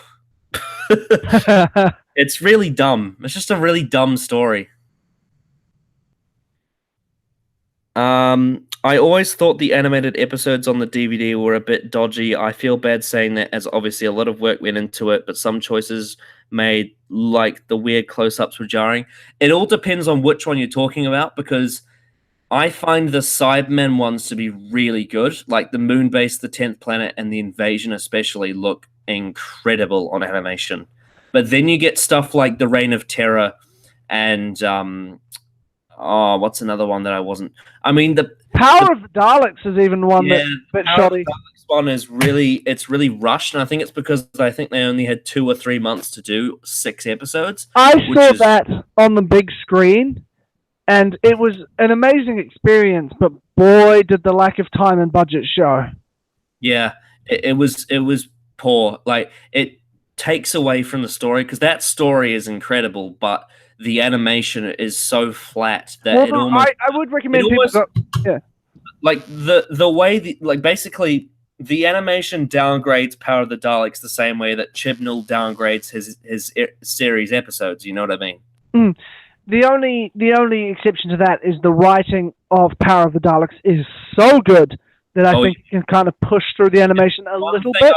If there's one thing I will give the animation though, it's the Dalek, and the Daleks themselves look amazing, and the direction around them in the animation is great, and the reason why is because they're not human characters, so it's easier to animate them. But like, for example, Patrick Troughton just doesn't look right. No. It's just not the Second Doctor. Who are your favorite one-off side characters? Oh boy, Van Staten, Vincent Van Gogh. Vincent Van Gogh, yep. Marvick Chen, Tobias Vaughan, both of those characters. Chantho. Chantho's great, yeah. One offside. Yana. Yeah, I mean, obviously, they probably don't mean villains. They just mean side characters, though. Yeah. But Yana wasn't a villain. He was a side character until he wasn't. Sobolov. Not the Sobolov. Fuck the Sobolov. The eczema. Tastes like chicken. Side characters. After I sign off, I'm probably going to think of some. The entirety of the Waters of Mars supporting cast. Oh yeah, and Midnight as well. And Midnight, yeah. And the Impossible Planet, the Satan Pit. Yeah. Oh, and shit. Classic Who. Maxwell. Yeah. But I'm trying to think like good Classic Who. Maxwell is good Classic Who. He's just surrounded by shite. The Talons of Wang Chiang, Jago and Lightfoot. Well, of course, they got their own audio spin-off. Yeah. Fucking hell. The Talons of Wang Chiang cast is incredible. Oh, and the Time Lords from the War Games. Chilling. Oh, yeah. That's something special. And because he's not technically a villain, Shiraz Jack. Yes. There's got to be someone else I'm trying to think of. One off. No, there's a villain.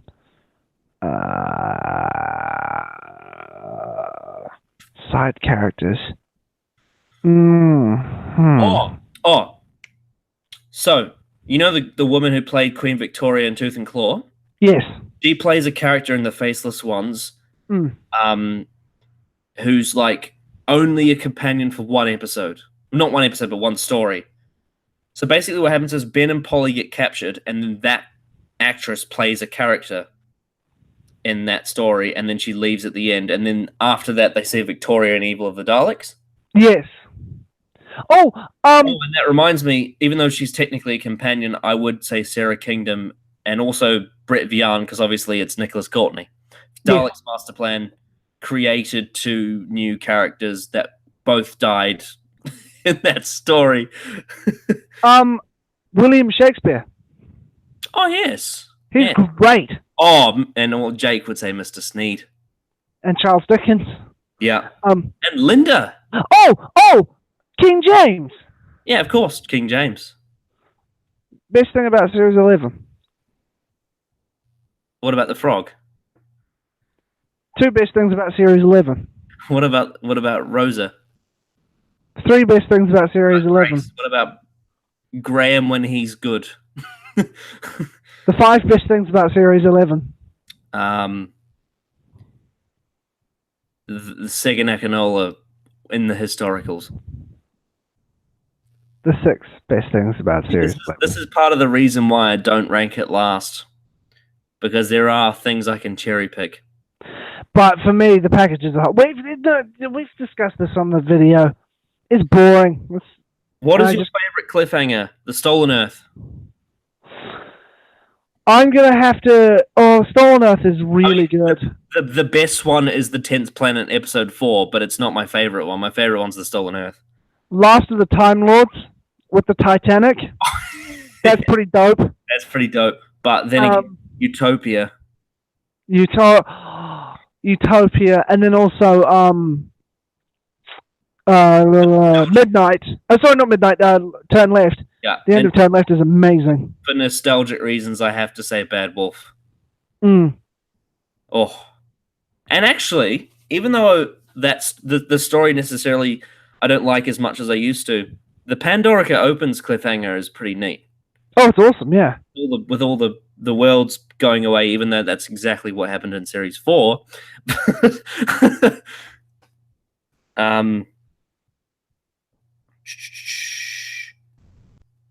The cliffhanger to Episode 3 of Scherzo. Ooh, audio. Oh, there's you know the one in the Deadly Assassin where the train's coming towards him and he's got his leg stuck? Yes. Fucking hell, man. Remembrance of the Daleks. Oh, yeah, Episode 1, I think it is. Oh, and how could I forget Caves of Androzani, Episode 3? Oh, of course, yes. But if I had to pick one, just because it absolutely blew my socks off, it's The Stolen Earth. It's just like,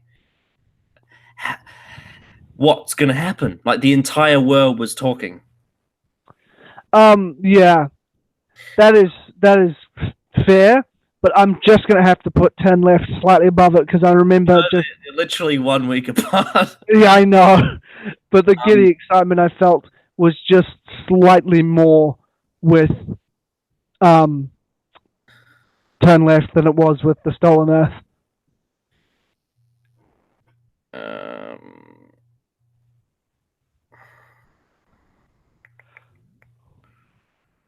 I'm just going down. Mm-hmm. There's not a lot of questions. There's just a lot of comments. Guys, I'm about to sign off, so if you have any last-minute questions... So Leslie Turner, in terms of cliffhanger, she said, Sound of Drums with the Toclophane. Oh, yeah, that's pretty dope. Also, End of Time Part 1 with Timothy Dalton. Oh, yeah. The Timothy Dalton part of that cliffhanger is awesome. The John Sim one... Well, that's not really the cliffhanger, though, is it? No, that's true. The Timothy Dalton one is the true cliffhanger. Of time itself! For victory! For victory! Gallifrey, for the end of time itself! That's great. Oh, okay, an actual question. What exclusively classic villain would work better in New Who, and what New Who villain would work better in Classic Who?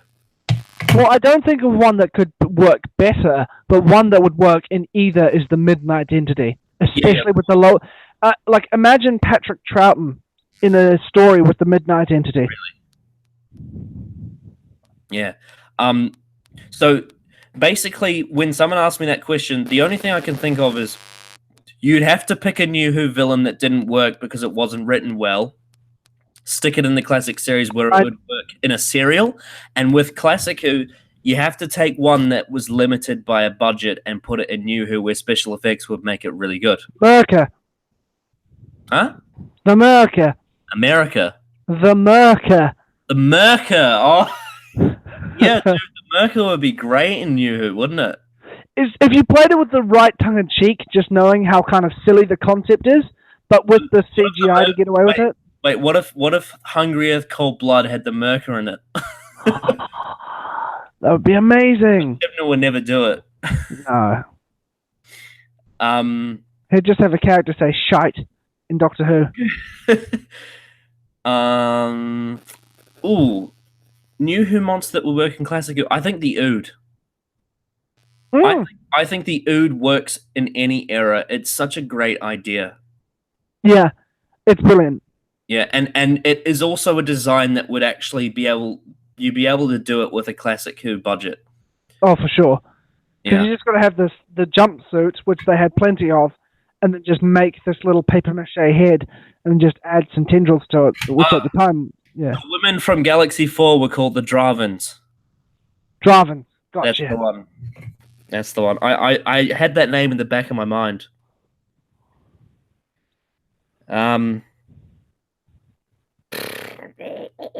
Oh, right. So, I don't exactly know who they're talking about, but in terms of the side characters, someone mentioned the dude from City of Death.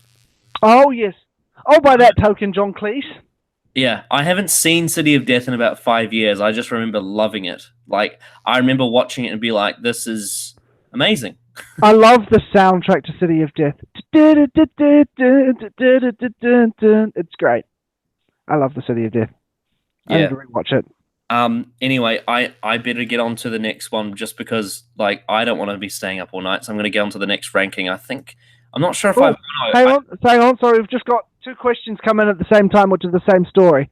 That's all right, because keep going, because I need to set up the next one, so I need to buy some time. Well, the question is best unit story, which is a fucking difficult question. I'm just trying to think if any of them were in my top 10. I mean, I guess... For me, it's hard to say, because, as I said in my story ranking, pretty much all of the John Pertwee era is like on the same level for me. So what about the Power of 3? No. What about Planet of the Dead? No. What about Dave the Doctor? No, it's a fine story, but not a great unit story. For me, thinking about units. best story that features Unit or best story where Unit is present? Like the best story for them. Well, I would imagine, but by that I would go for best story with Unit heavily featured, best story for them. Right. Which I would, one that, even though I haven't seen it, one that sticks to mind is Invasion of the Dinosaurs because Mike Yates turns heel in it. yeah, that's true. Oh, it's tough to say. I mean, Inferno. But it's not on really the flip, Unit, though, is it? There's very little Unit in that one. It's mainly evil Parallel Unit. Universe Unit. Yeah. What about Silurians? But again, like, oh no! I know, no. I've already got my answer. It's the Invasion. The Invasion is one of my favorite Doctor Who stories of all time. I fucking love it. It's my favorite Cyberman story. It features Unit and the Second Doctor and Brigadier and Zoe and Jamie, and it's 8 parts and it's perfect. And Tobias Vaughn's great. No, yes, I agree with that. One that's probably not the best, but one that I can't help but bring up because it's just so much fun is the Sontaran Stratagem and the Poison Sky. Oh yeah, I love that story, and it involves Unit perfectly, and the way that Martha is involved in Unit. It's probably the best New Who Unit story, although even though I technically like the Christmas Invasion more, in terms of how Unit are used, I think the Sontaran Stratagem and the Poison Sky is the best one. Well, I love the fact that, they're just thrown into the Unit world. Unit is like, hey, Doctor, you're still on our payroll. Yeah. Right, so I've just set up number 22. Cool, I will sign off after number 22, so you do your thing. Sweet. All right, let's go for number 22. I'll just have to go full screen. They probably already saw what it's called, but that's all right.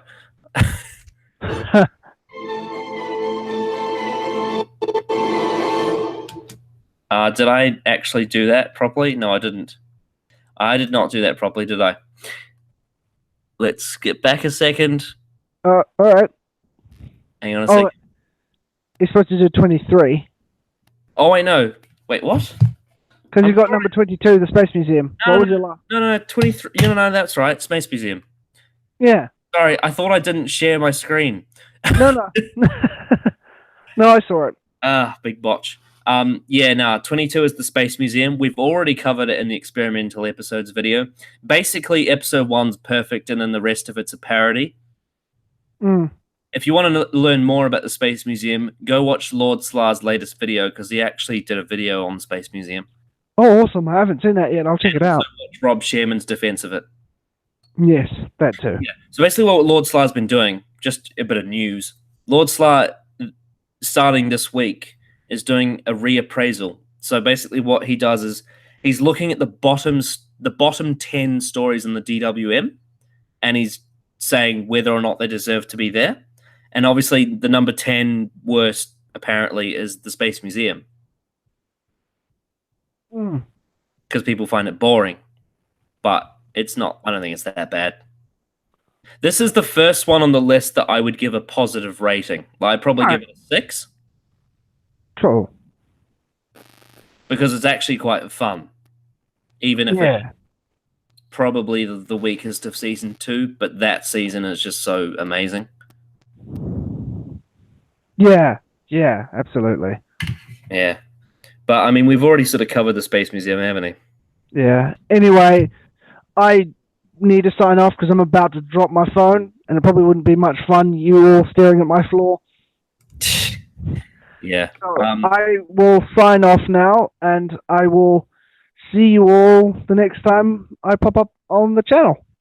Yes. I don't know how the hell I'm going to drive this ship by myself, but I'm sure I'll get through it. A captain must go down with her ship. I may need to speed myself up a bit here to get through this massive list of episodes. I wish you luck. Because we're only at number 21. But yeah, I'm sure I'll get through it. All right. I'll see you later. All right. See you, Adam. Right. Now, while I am fixing up the next one, I will just look at your guys' comments because I haven't forgotten about you. Right.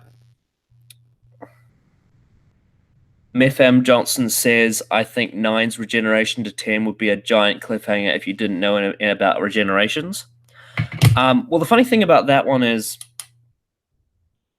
I technically didn't know about regenerations when I saw it, because I only knew about, like, when I first watched Doctor Who, I thought David Tennant was the only Doctor, and I'd only seen episodes from series 2 and series 3, I think.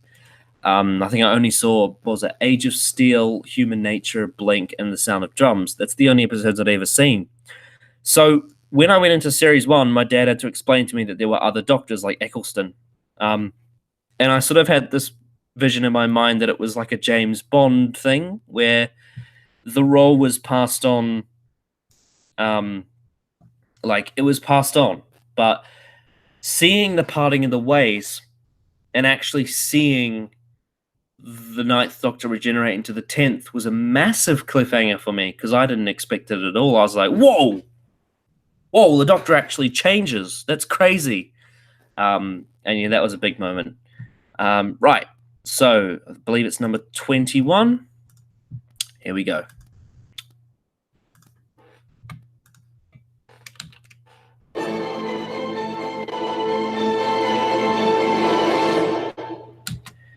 So number 21, we have the Celestial Toymaker.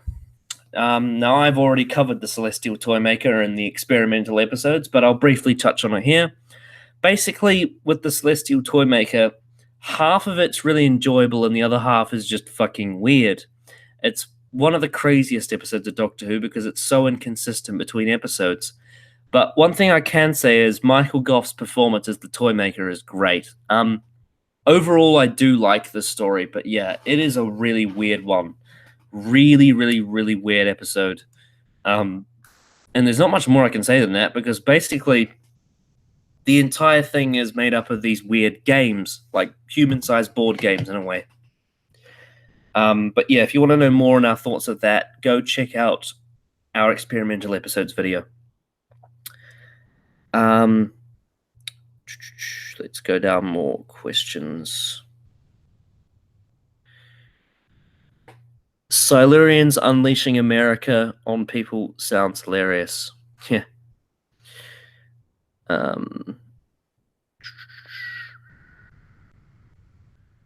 Precare says Sontaran Stratagem, the Poison Sky was also good. Unit like the appearance with unit OST playing was great. If you're saying OST, I believe you mean the unit soundtrack. Yeah, it was great.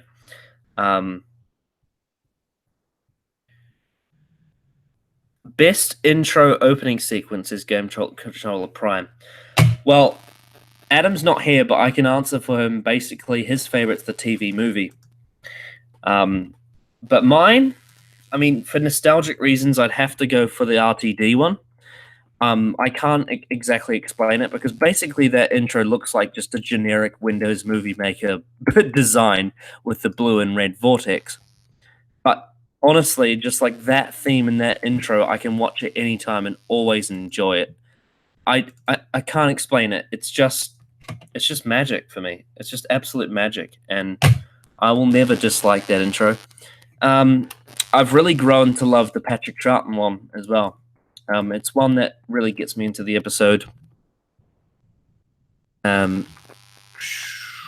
know, it just really does a good job of... Sorry, I'm just trying to multitask here. The Patrick Troughton one just really gets me into the episode, especially with those longer stories like the Invasion and the War Games. Having that title sequence to bumper the story just really helps. And yeah, it's just always great. And to be honest, the first title sequence I think is great. The Hartnell one, even, I think is fantastic. And yeah, it's just really atmospheric and so before its time.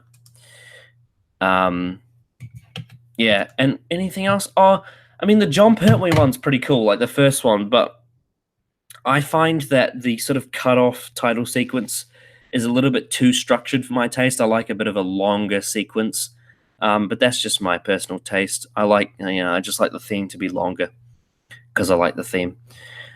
What else? Ooh, I mean, I guess the first Tom Baker one too, even though it's pretty much the John Pertwee one, but with just better graphics, or not better, but just more updated graphics. To be completely honest, I like all the title sequences in a way. There are some that I think are better than others, but they're all great because the Doctor Who title sequence is just amazing.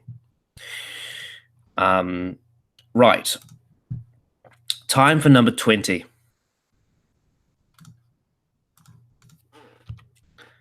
Here we go.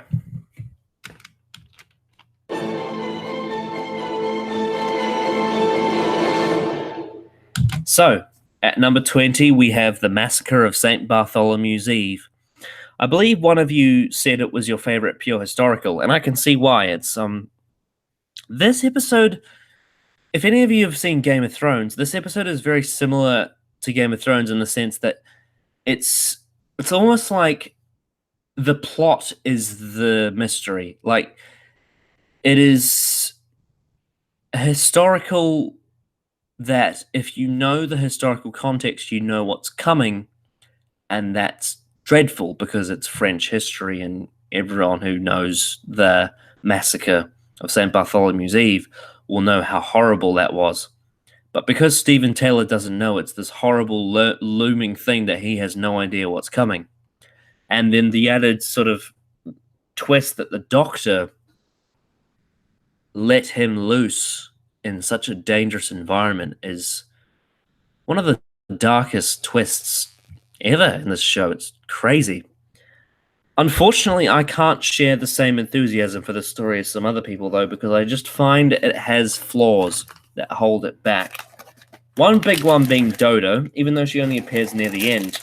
I just find her entry into this story to be so forced, and it really spoils a great moment for the First Doctor, because the First Doctor has this sort of speech when he's alone at the end of the massacre after Stephen ditches him temporarily. And it's like this, it's just a crazy dark ending to the story, but Dodo's entry in the massacre is just so jarring. It just really upsets the story for me. And yeah, overall, it's got a kind of curious pointlessness to it.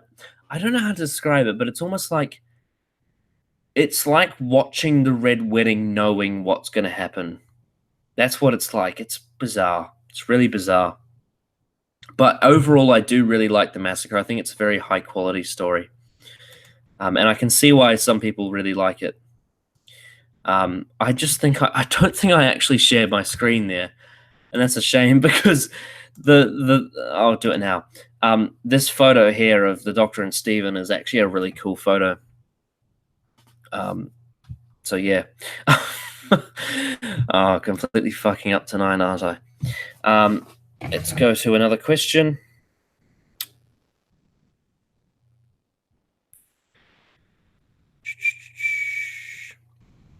Duck GMR. What do you think of the BBC re-releasing classic seasons on Blu-ray in the collection? What seasons do you think they should restore next?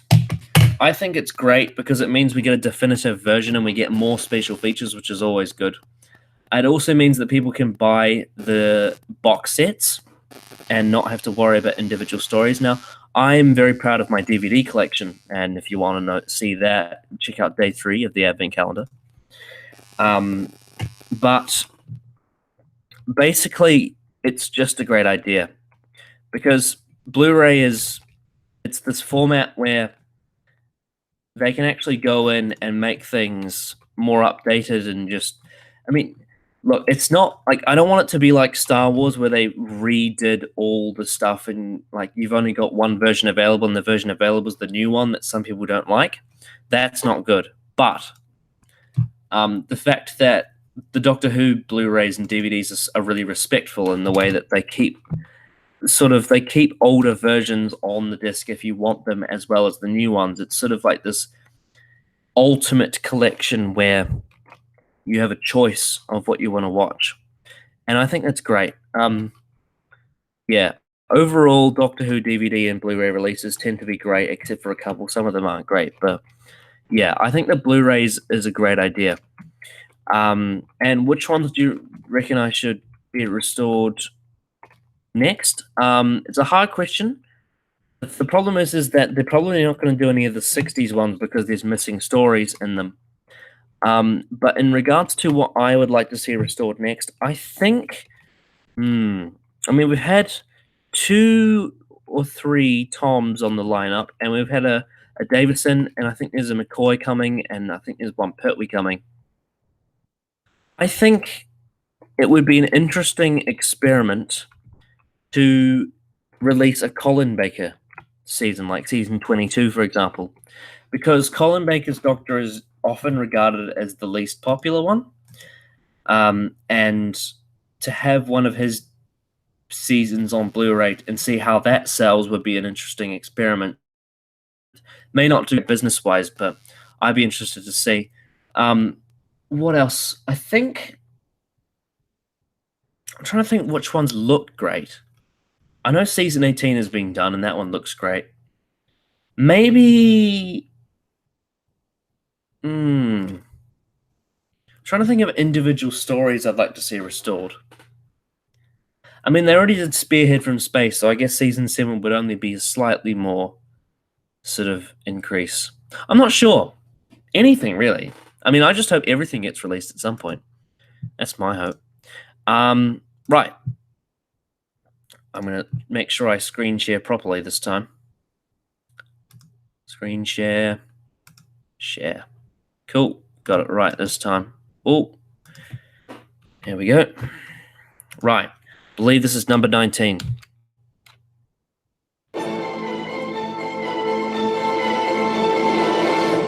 So, number 19, we have Mission to the Unknown, which is another episode. Excuse me. This is another episode that we covered in the experimental episodes video. So, Mission to the Unknown is unique in the sense that it's only 1 part long. It doesn't feature the Doctor. It doesn't feature any companions. It doesn't feature the TARDIS. It is crazy. It's absolutely crazy. But it is sort of like the perfect cold open to the Daleks' master plan in a way, even though it doesn't come right before it. We were talking about cold opens before. I think Mission to the Unknown is a great cold open.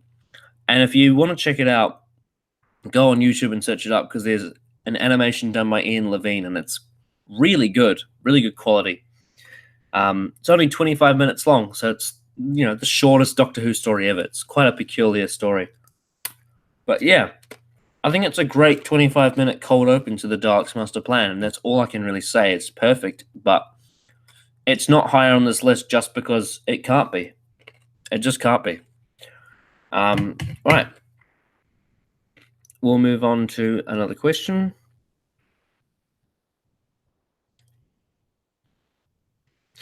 Paul McAveny. Are the Celestial Toymaker my actual least favorite, most hated Doctor Who story? Tell us why. I want to know. I mean, I can sort of see why. It's quite weird, but give us some details. I'd be interested to have a discussion about this, because I do know a couple of other, maybe 1 or 2 other YouTubers I've seen that really hate it. So yeah, give me your reasons. Give me a rundown. I'd be interested to see why you hate it so much. Why is it worse than Hellbent? I kid, even though I don't. Even though I do. Even though I don't.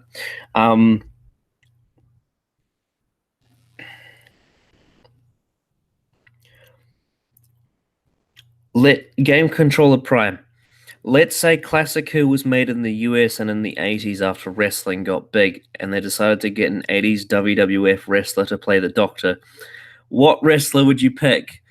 Oh my god, an 80s wrestler. That's crazy. God, I wish Adam was here for this. He'd be great. He'd be great for this one. Oh my god, 80s WWE. They're all just jacked.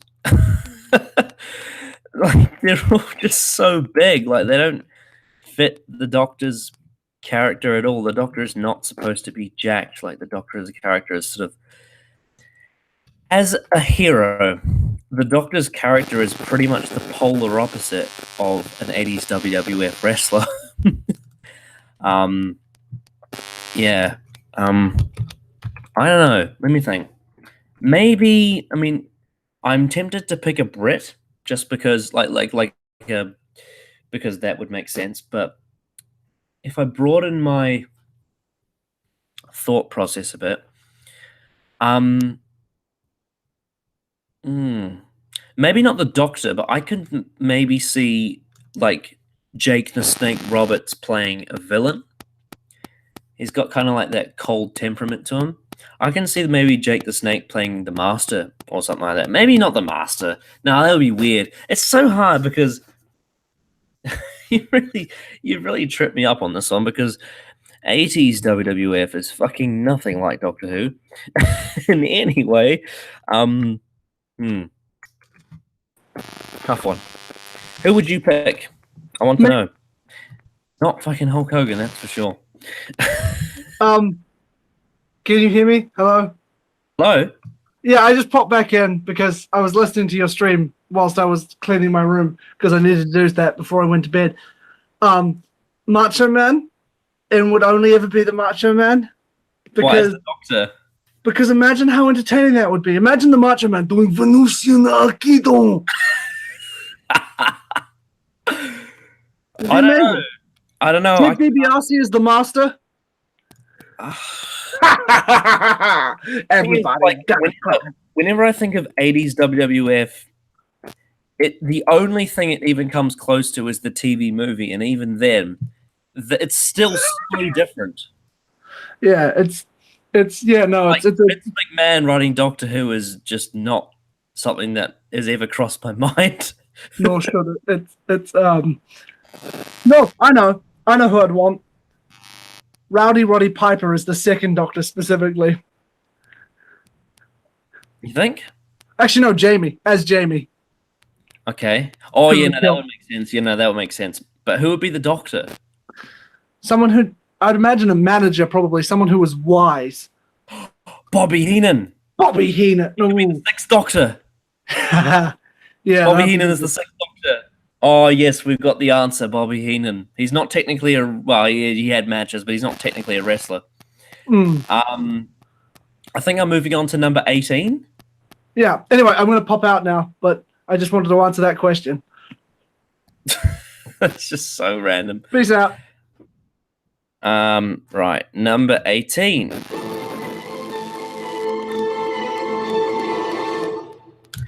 So at number 18, we have the Web Planet. The Web Planet is, I think it was also on an experimental episode. I can't remember. It's an experimental episode anyway. Yeah, the Web Planet is fucking crazy. And it's one of the most hated First Doctor stories, but I love it. I love the Web Planet. I think it's really charming. It is too long, and that's what bumps it down big time. I think it's way too long, but as a story, the whole Doctor Who on magic mushrooms is something that was never seen before and has never been seen again, and I wish Doctor Who was more alien like it is in this. Because this is the only story in Doctor Who history where everyone except for the TARDIS team is not humanoid. Because every character resembles a giant insect. And that's great. That's crazy. I absolutely love that.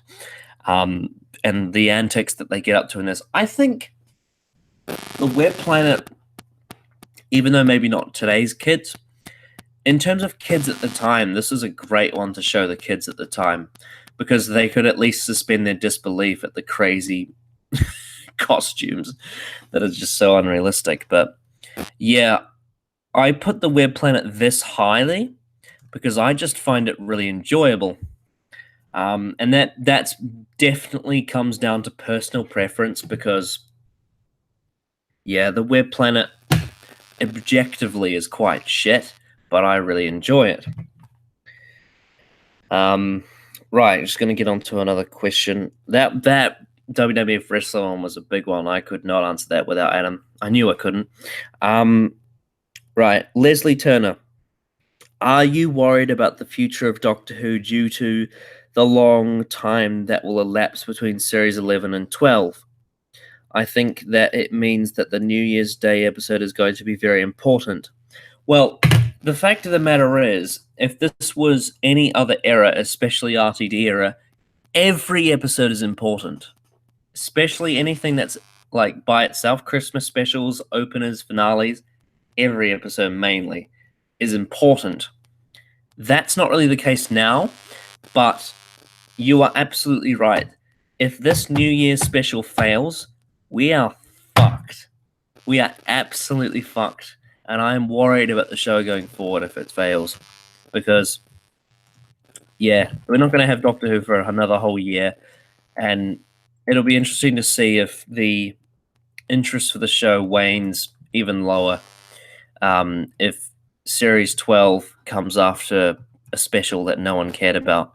I mean, to be fair, it's almost like the damage has nearly almost been done anyway, but I feel like there is maybe hope if Chibnall can step up and bring us something special with the New Year special, then maybe something can be salvaged. But honestly, like at this point, what can you do? Chibnall he's run out of hope. Series 11 was his first series and it was poor. Moffat and RTD, in my opinion, had their best series in their first. If not, it was their respective first series were one of the best that they ever did, and they were strong, a really strong series. The fact that this is Chibnall's first is worrying because the first is meant to be one of the best that you do. And your second season, in my opinion, is RTD's second series is my least favorite RTD series, even though I do really like it, but it's my least favorite of his series. And Moffat's second, Series 6, is my least favorite of his. So if history repeats itself, Series 12 is going to be my least favorite Chibnall series, which means it's going to be, at best, worse than Series 7 and better than Series 6, and likely worse than that. So Chibnall better fucking break the mold, otherwise we're going to be in danger. We're going to be in absolute danger, and that's worrying because I don't want that to happen. Right. Before I talk more about that worrying, sickening danger, I'm going to move on to number 17, I believe it is. I'm losing count here. If I mess up, sorry, but this is a long stream. It's already been 2 hours. Fucking hell. But I'm going to persevere until we get to the end of this list. Because I want to share my love for the Hartnell era. Right, screen share. Here we go.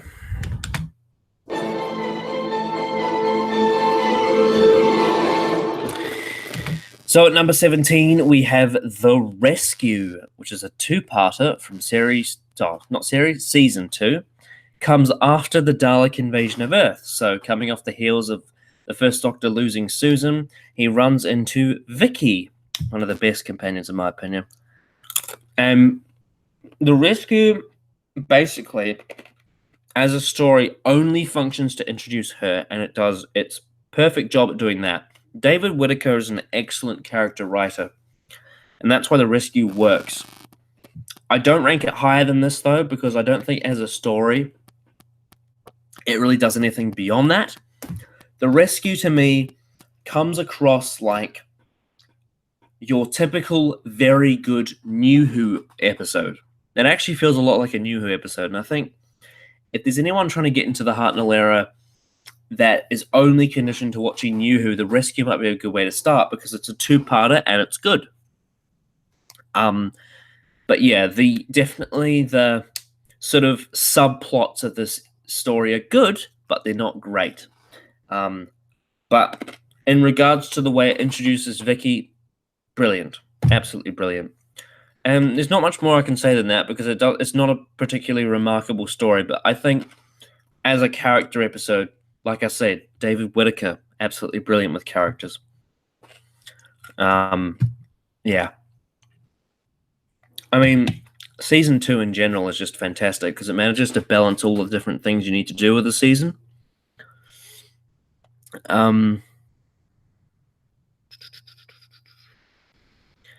You guys should put your Patreon link in description. Oh, yeah, sorry. I didn't have time to put it there, but basically patreon.com/Genesis of Androzani. I should have mentioned it at the start of the stream, but whatever. Messy. Macho Man Randy Savage. Oh, yeah. Yeah, he would be interesting as the Doctor, for sure. Here we go. Paul McElvaney. why I hate the Celestial Toymaker, beyond the really dodgy racism in parts, is I feel it commits the worst Doctor Who crime in being unbearably boring.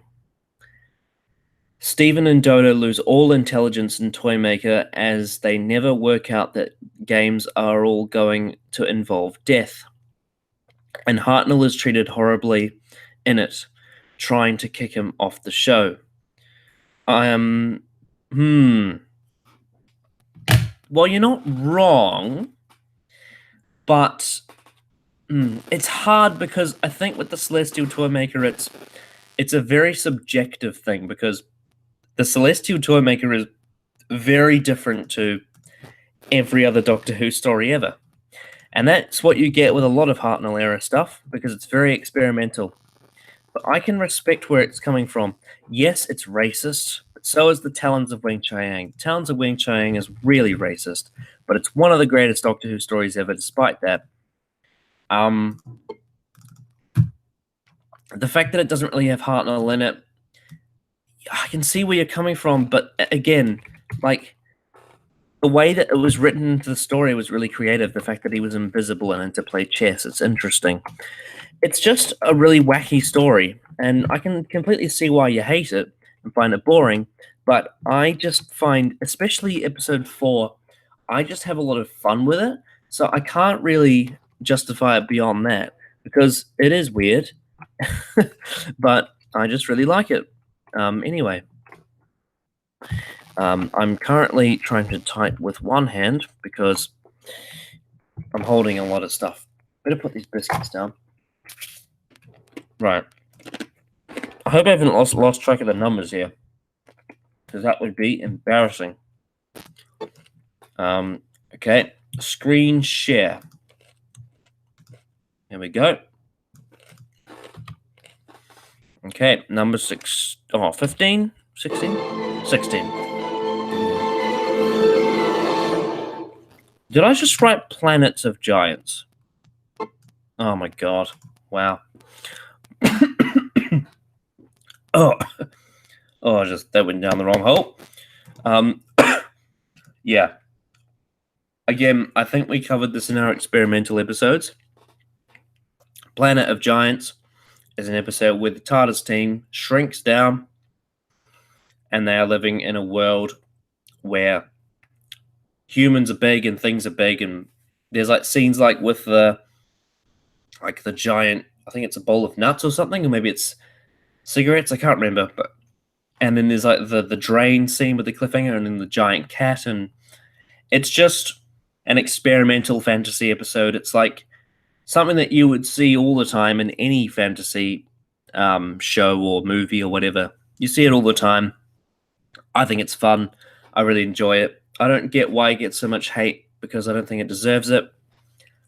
Again, like a lot of the Hartnell era, it's experimental, but I just really enjoy it. I can always respect experimental stuff because it dares to do something different, and it creates this variety for the series. And as a season 2 opener, it engaged me pretty well. Even if some parts don't work, it's still like tries something ballsy and does it to a degree. Excuse me. Whew.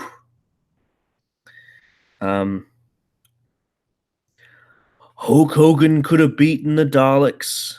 Hulk Hogan could have been the Daleks. The Dalek mania is running wild, Doctor. Yeah, brother. What movie composer do you wish scored an era of Who? And movie do you wish Murray Gold scored? Now that is an interesting question. God, I wish I had Adam with him right now. This would be so much easier if he was still here. Yeah. It's all right. I'll manage. Let's see. Movie that I wish...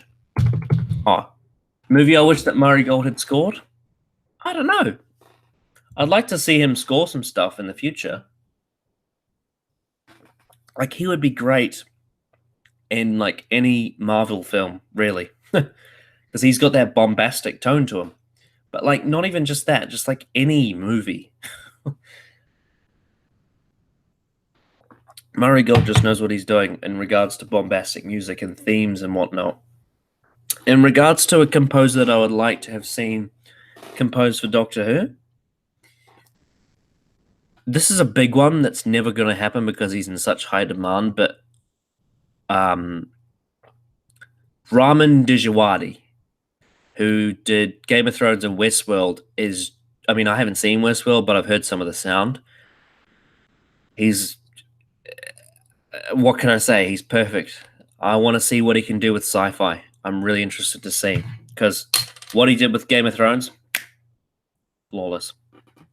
He's absolutely brilliant, Raman Djawadi. What else? Nothing of composers. I don't know that many composers, actually. I feel like I should, but I don't. What if they had... For those wrestling fans will only get this, but what if they had Jim Johnston compose an episode of Doctor Who, and they had like entrance themes, like a Attitude Era rock version of I Am the Doctor playing? That would just be crazy. Oh god. Oh, this has been a crazy stream. I've got fucking work in the morning. This is... oh god, what am I doing? This is what I do for the subscribers. I stay up till 2 a.m. doing live streams. That's okay. I don't mind. Oh god. Is my thing okay? I hope my bloody... oh, damn it. My editing software is freezing up. Okay, I'll just have a look at some of the questions. Oh no. Are we all good? No, we're not. I'll just wait. I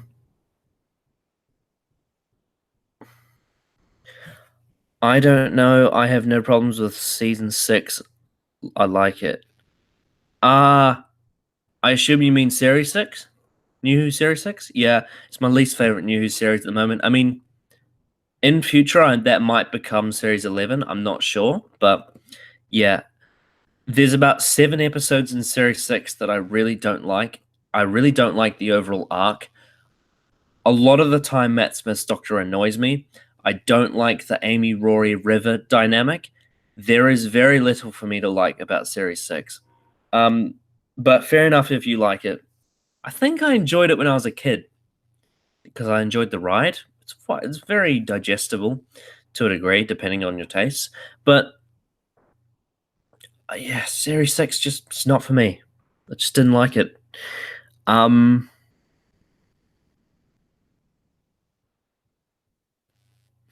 feel like The Rescue is actually the first story where the Doctor is a straight-up hero in the now traditional sense. And it is also a great character moment even in the first TARDIS scenes. Yeah, so the first Doctor's character arc, in my opinion, is one of the best that the Doctor's ever had. Basically from like the first episode to the Dalek invasion of Earth, he's playing the grandfather to Susan. But when she leaves, that's when his character shifts. So you get the Dalek invasion of Earth where you get that scene at the end where he leaves her, that iconic scene with the, one day I shall come back. And that moment sort of cements to me when the Doctor became the Doctor, if you know what I mean. And that's even further explored in The Rescue, because you finally get, like, for those of us who've seen the show before, in the future, watching The Rescue, you finally actually get to see the first Doctor sort of become the character that we know him as. And I think it's a very warm, satisfying moment to watch. Right, I believe I've honestly lost track of where we are in the countdown, but I believe it's number 15 next, unless I'm mistaken. I hope I'm right. I'll correct it at some point if I'm wrong, because I'll know that there's only a certain amount left. But yeah, here we go. Number 15, I believe.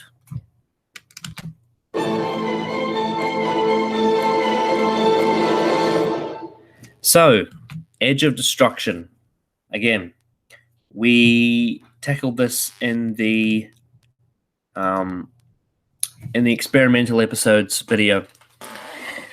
Two-parter, just like The Rescue, except this one is it's quite dark and quite twisted. This episode, Edge of Destruction, is a great character piece for the Doctor, Susan, Ian, and Barbara. It's written by David Whittaker as well. But this one is not mellow. It's very, very conflicting and very, what's the word for it? It's confrontational, and it's also development in a lot of ways. Because you get scenes where the characters are threatening each other with knives, and they're all blaming each other, especially the first Doctor. He's like, Ian and Barbara, it's all your fault. You're the reason we're on this ship and we're stuck. Yeah, it's a great character piece for those characters. I mean, I wish we had that kind of character development now, because that would be very useful. Imagine an episode where Jodie's Doctor, Graham, Ryan, and Yaz are stuck inside the TARDIS for a whole episode, and all they want to do is kill each other. Imagine that. They would never have that on TV now, because it would be way too un-PC, or whatever the fuck the excuse is. Yeah, Edge of Destruction I really like. I respect what it does. I can see why some people wouldn't like it, but I just find it so enjoyable. Paul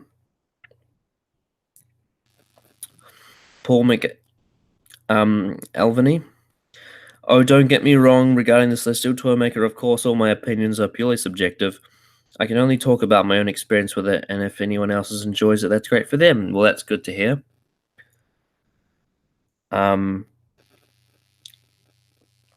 The Morlin. Maybe you mentioned it, but I forgot. Who was your favorite recurring Doctor Who villain, race, or individual?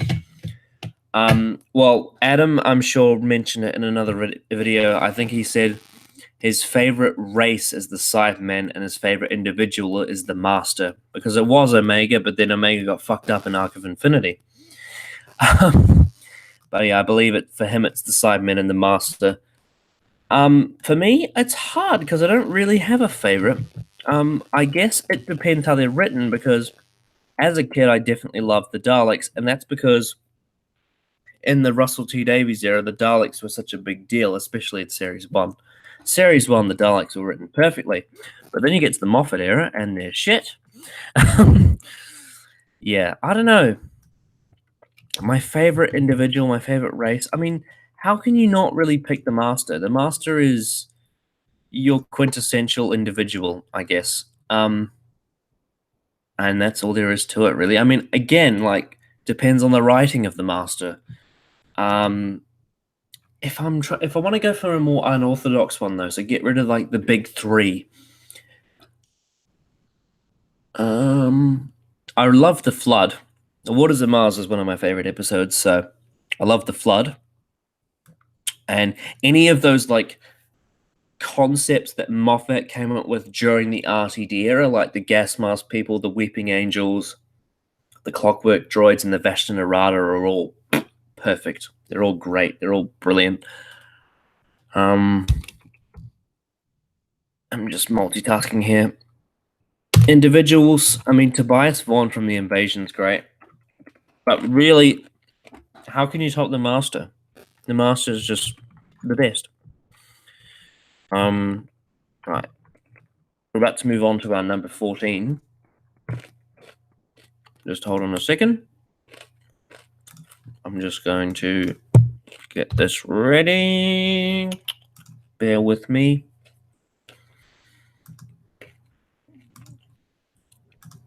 Okay. Number 14.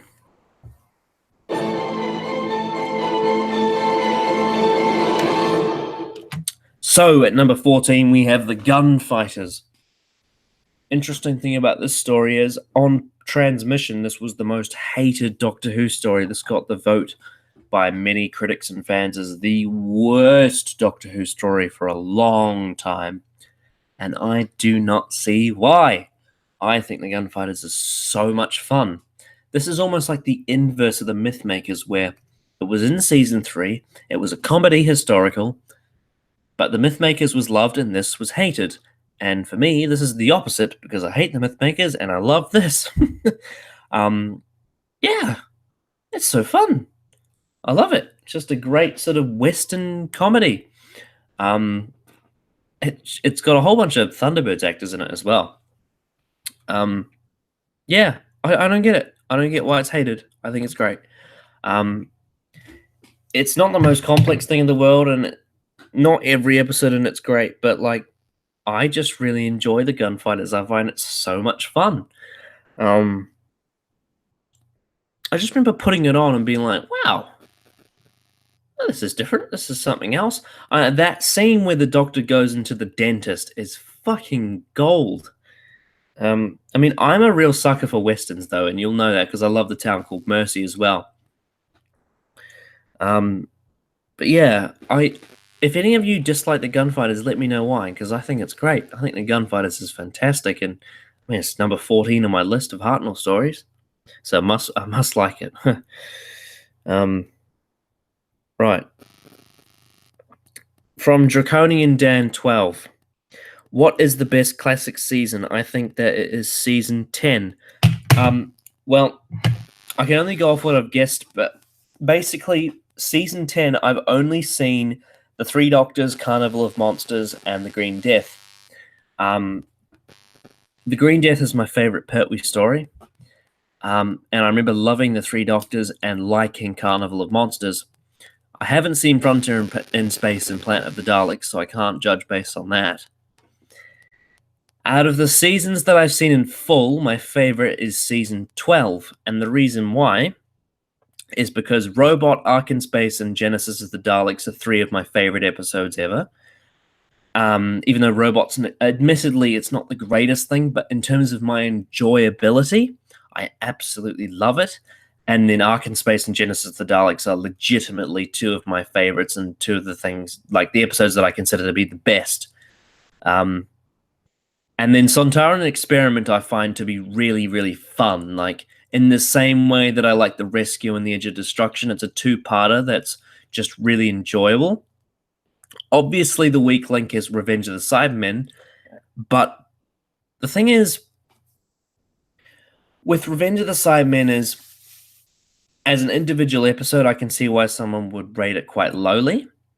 However, not only do I find it fun, as a series, season 12 is kind of like this full course meal where you have like the appetizer with Robot, and then you got like sort of your first large meal with Ark in Space. It's like all the Doctor Who essentials. Then you got the bumper in the middle, sort of I don't know what you call it, maybe tea and biscuits or coffee or whatever. With the Sontaran Experiment, it's like the in between, and it's the butter that sticks it together. And then Genesis of the Daleks is the big main course. It's the essential, like it's the best part. It's where it peaks, and it's just this. I mean, Genesis of the Daleks is just historic, and it's one of the most important stories in the history of the show. And the very last one, Revenge of the Cybermen, is sort of the dessert. Like, it's just a bit of fun at the end, and it leaves you on a happy ending. So even though maybe other seasons of Classic Who have a higher consistency rate in regards to the stories, I just find as a package I like season 12 the most. But then again, I haven't seen all the Classic Who, so that might change. Like, for example, season 7, I've only seen Spearhead from Space and Inferno, which I love those 2.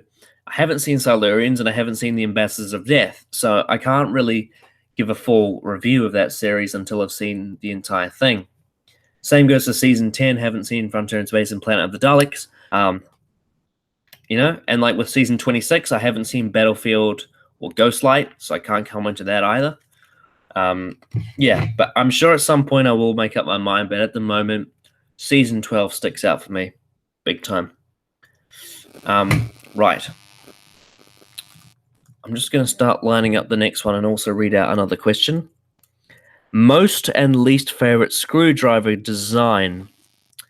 Again, you're going to get this a lot, but my nostalgic feelings say that my favorite is the Eccleston Tennant one, because I grew up with it. Not necessarily because I think it's objectively better than any other ones, but I just love that sonic screwdriver. The simplistic sort of metallic blue design I think is really great. And in terms of least favorite, I mean, can I pick the Sonic sunglasses? Yeah. I guess it would have to be a screwdriver.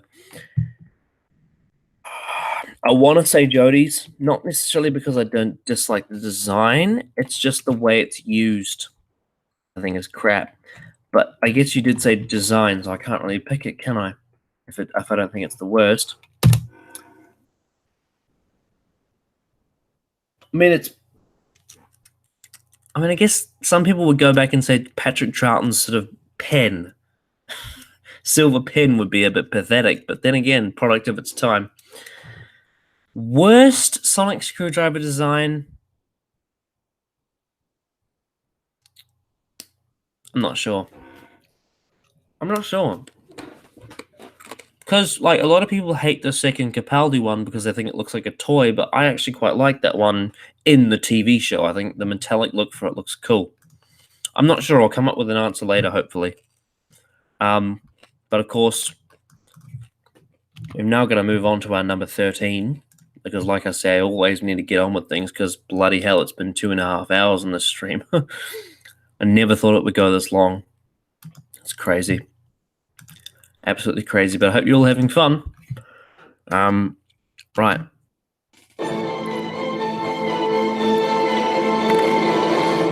Now, number 13 is Marco Polo. A story that I did not rate highly before, but now I love. Basically, every story from here on, I think, is a classic. I remember first watching Marco Polo and not really paying attention, and I think part of the problem is I watched the Whovians animation version. But recently, I think it was like 3 months ago, I sat myself down and watched the loose cannon colorized reconstruction of it, and my opinion of the story completely changed. Marco Polo is just this smooth, silky smooth ride. 7 episodes of adventure through, what is it, the Himalayas? And down to like I don't want to get it wrong, but it's like it's around Chinese area. Let's just say that. I don't want to come off as racist because I'm not a racist, but yeah, Marco Polo is just this trek and it's this great adventure, and it's sort of the episode that echoes the mission statement of Doctor Who with the educational historical. And I think Marco Polo does a great job at that. And just some of the acting performances and the set designs and the costumes are just absolutely outstanding. Marco Polo's gone up big time in my eyes. I think it's a great story.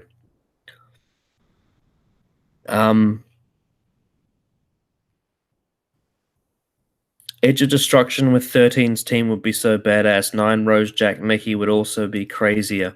Yeah, I agree. Edge of Destruction can work with and develop a lot of TARDIS teams pretty well.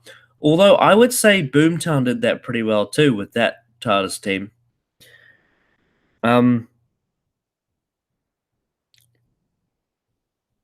Still, the Master is the most dangerous. Look how Missy easily played with them in Series 9. Always when you think he's done for, he still survives with his intellect. Well, yeah, I guess the Master never really dies, does he? He's always around. Yeah, the Master always tends to find a way to not die. I'm sort of hoping that Chibnall doesn't really... In a way, I kind of hope Chibnall, just because I don't want Chibnall to make the Master boring like he made some of the other elements of Doctor Who boring. I'm kind of hoping that the Master doesn't come back until the next showrunner, because I don't want him to... I desperately don't want Chibnall to fuck up the Master, because that would just be a travesty. I kind of like the Doctor Falls as a sort of temporary send-off for that character anyway. Yeah. But Missy, I'll have things to say about Missy in future videos. Now's not the time. Unless you specifically want me to talk about Missy, but yeah. It's tough because Missy only appeared in one story in Series 9. That was the Magician's Apprentice, which is familiar, I believe. It's Interesting story, that one. Right. Number 12. Getting down there. Getting down to the really good ones.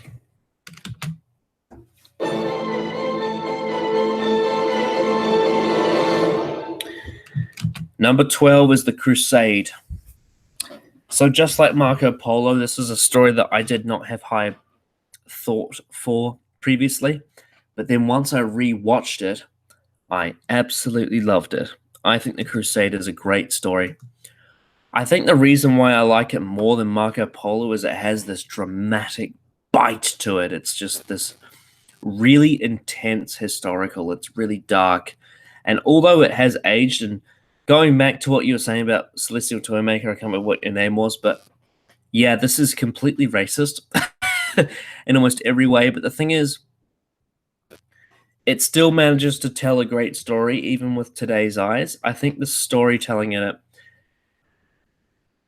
in a sort of meta way, even with the blacked up actors and whatnot, it's still great. It still works. And the acting in this story is sublime. I wish we had acting like this in today's show. Oh, it's so good.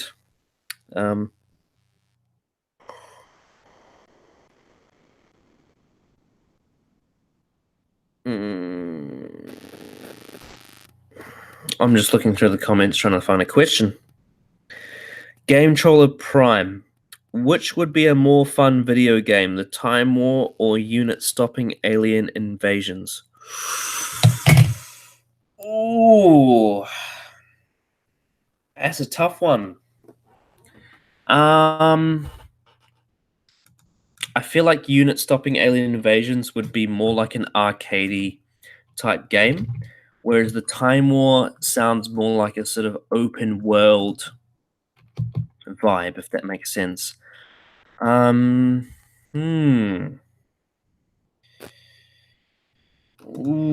I really don't know.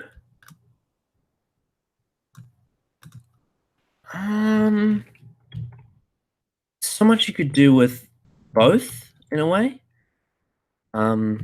Shit.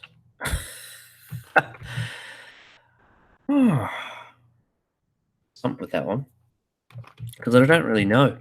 I don't really know what the answer to that one is. I'm gonna say the Time War just because I am imagining playing. Imagine playing as a Time Lord. So not the new one, but like old Star Wars Battlefront when you would go into these. Actually, no. I guess to agree the new one, but just forget the Disney stuff. But like Star Wars Battlefront, where you can go in and play as Jedi or as an Ewok or as a trooper or whatever. Imagine that, but you can play as a Dalek or a Time Lord. Like, imagine how cool that would be. That would be excellent.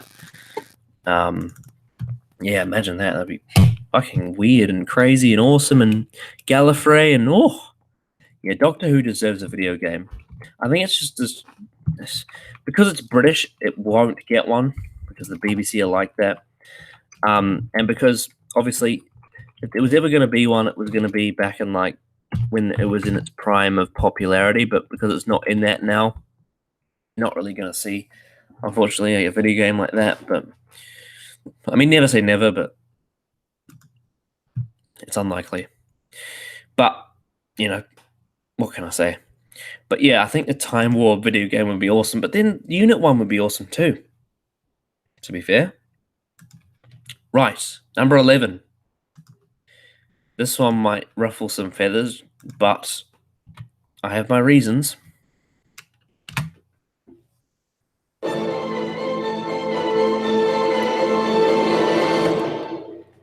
So, the thing is with An Unearthly Child is episode 1 is fucking perfect.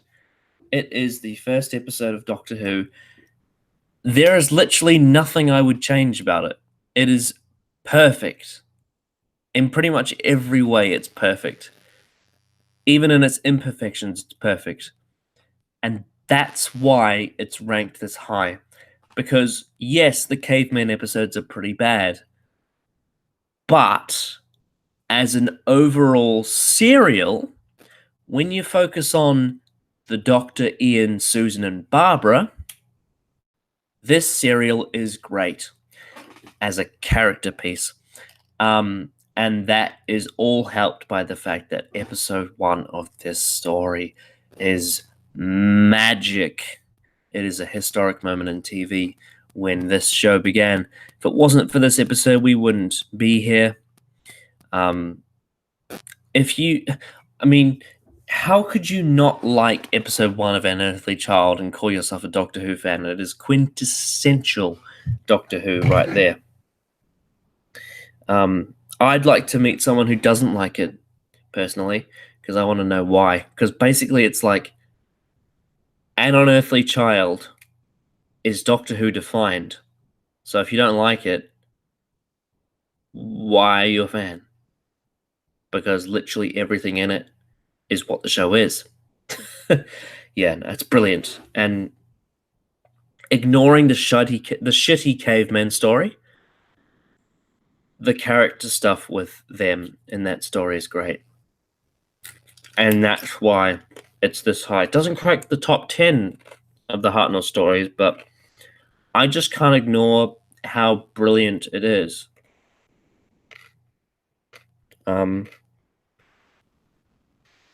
An interesting little game with Matt Smith that had the Rutons invading the gunpowder plot and Vashnarada in an underwater city. That sounds crazy. I'm slightly running out of questions, so just send them in. Send in any questions you want, because if you don't have any, I'm going to have to just sit here and dawdle, because I don't want to just gawp over the screen, because I've got 10 more of these rankings to get through, and I don't want to just say nothing. But yeah, send in your questions. Right. Let me just get on to the next one. Just get it all lined up. Yeah, that Matt Smith game sounds crazy. That's in the Rutons. Imagine the Rutons in New Who. Because the design and horror of Fang Rock was really campy and crazy and just classic. So I wonder what that would look like in New Who. Probably just generic sci-fi if it was in the Chibnall era. Ugh.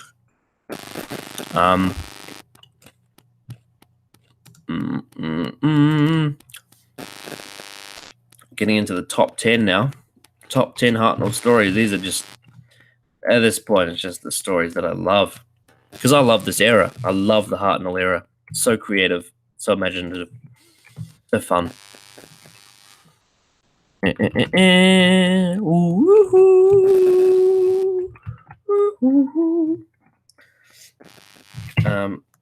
More comments. Precarious Sahite. I think An Unearthly Child is a single episode. It's the pilot. The following 3 ones are a story of their own. Even if they are put in as a 4-part story, I think they just messed it up. It's a single episode. So, yeah, if I was to separate them, the episodes 2 to 4 on their own, like not focusing on how episode 1 unpacks it, yeah, it would probably be down there with the Mythmakers and the Savages. Not as bad as the Smugglers, though. And then if you were to separate episode 1 of An Unearthly Child and make that one story, it would be perfect. And I would find it very hard not to rank it number 1, because it is perfect.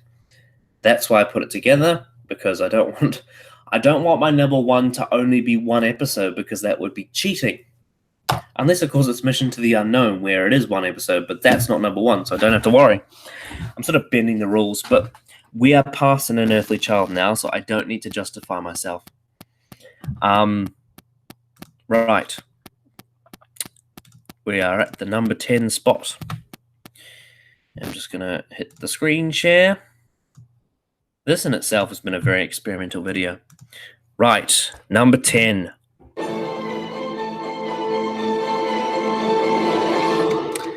Now, objectively, some people hate this story because it looks cheap, but I absolutely love The Keys of Marinus. I think it's so much fun. I think it's really underrated.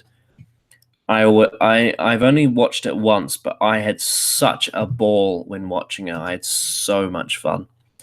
I can't describe to you how much I love this story just because it's literally like, you know, Thanos' plan from Infinity War. It's like a real cheap 60s version of that, except instead of the villain collecting the stuff, it's a quest story, but instead of the villain collecting the items, it's the protagonists. But they get entangled in all these different things, and it creates this variety that I love. The fact that it goes through all the different sort of Hartnell era stuff, like you got a character drama, psychedelic stuff, experimental, sort of bush adventure, and then they've also got a political story at the end. I think that's great. I think the Keys of Marinus is really underrated in that regard, and that's why it's in my top 10. Right. Let's see any other questions. Best villain defeat. Best in regards to my favorite time a villain got defeated, or best in terms of like ultimate wipeout? Is that what you mean? I mean, I guess I could answer both. Best villain defeat in terms of my favorite? I mean,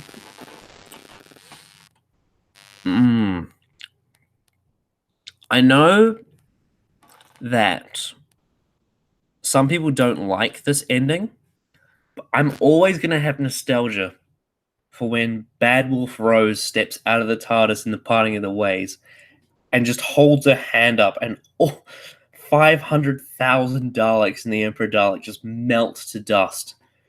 It is, as a kid, that was so surreal to see. And I know some people don't like that moment, but like, it's just like nostalgia. But it makes sense to me in story. That the build up to that makes sense. It's not like it came out of nowhere. But yeah, that epic moment of Rose wiping out the Daleks with the TARDIS energy is just, it's very satisfying in a lot of ways. Best villain defeat in terms of like objectively? Oh, it's a hard one. I mean, I guess most people would have to go with something that's explosive, wouldn't they? I have to think about that one. What about villain defeat? Oh, I'm stuck now. Ooh. What would yours be? Let me know. Best villain defeat.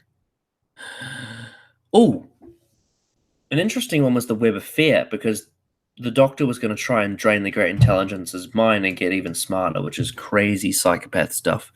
And then they accidentally stop him from doing that. I think that's a really interesting way that a villain was defeated. Was the Doctor was going to drain the Great Intelligence's brain, but ended up defeating him, but without draining it. It's almost like a double ending in a way, where it's like the plot ends, but you also get a sort of twist with it as well. I think that's really interesting. Right. Screen share for number 9. Just going to swiftly get through these now if we can. I'm not going to rush it, but just, it is fucking 3 in the morning for me. Here we go. Oh, come on. Play.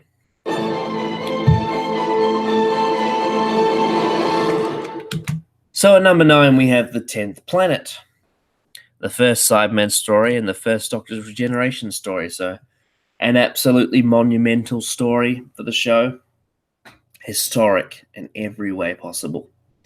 I love everything about the story except for the fact that the characters don't really get involved in the plot much, and I think that's what lets it down slightly, is that Ben, Polly, and the Doctor really don't have much impact on it. However, if there's one thing I can say about the 10th Planet is it plays out as if it's real life. And what I mean by that is the Cybermen as a concept and the First Doctor's death feel like something that could happen outside of this show. It's an episode that when I watched it, I was like, this does not feel like a TV show.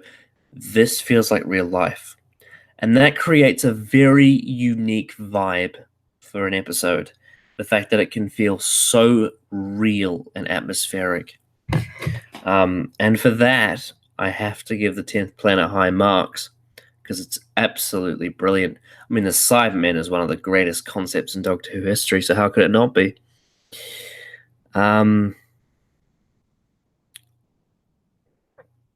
Leslie Turner, I'm sure that you must have mentioned this before, but what's your favorite classic and new Who Doctor? In my case, Tom Baker and Matt Smith, although David Tennant is very close behind. If you want to know our thoughts on the Doctors and our rankings, go check out day 25 of the Advent calendar. I will not answer that question because I want you to watch that video because that articulates my opinions of the Doctors better than I could possibly do here at 3 in the bloody morning.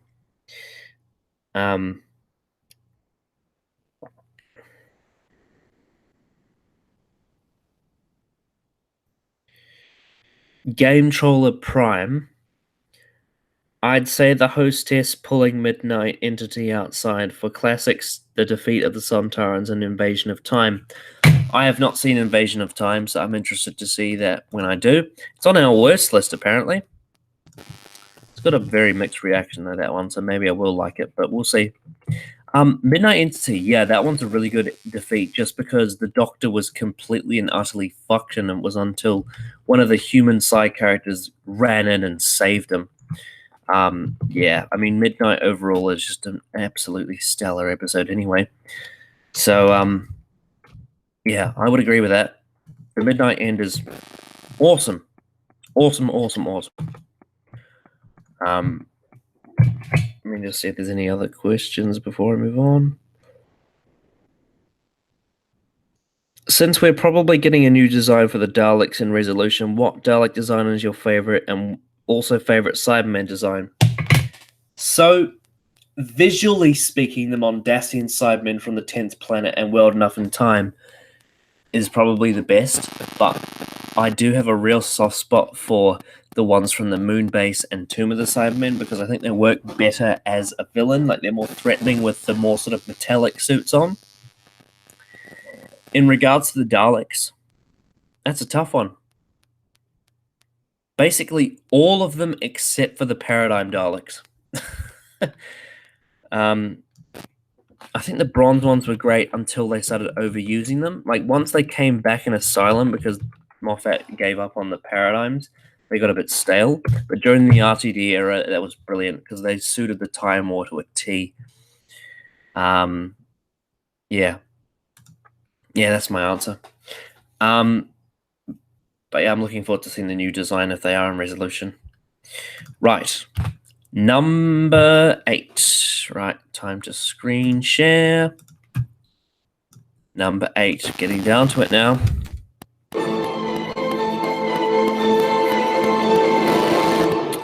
So, at number 8, we have The Chase. Quite possibly the silliest Doctor Who story ever. It's definitely the silliest Dalek story. Except for the ones that are silly but are bad, like Victory and Asylum. Although Asylum's not really silly, it's just bad. Yeah. The Chase is really silly. It's almost like if you did Daleks with Looney Tunes. But the fact of the matter is, I absolutely love it from start to finish. Every second of The Chase I love. It's fun. It's enjoyable. It's epic. And it's also a great end to Ian and Barbara's characters. The London 1965 has become a meme now because of The Chase. On a Twitch stream, I believe. Yeah. I love The Chase. I can see why someone wouldn't like it because it makes the Daleks feel like a joke. But honestly, it's great. It's so much better than fucking anything from Series 11. That's for sure.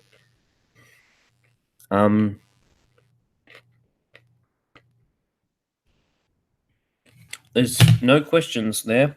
I don't know what to say. Basically, yeah.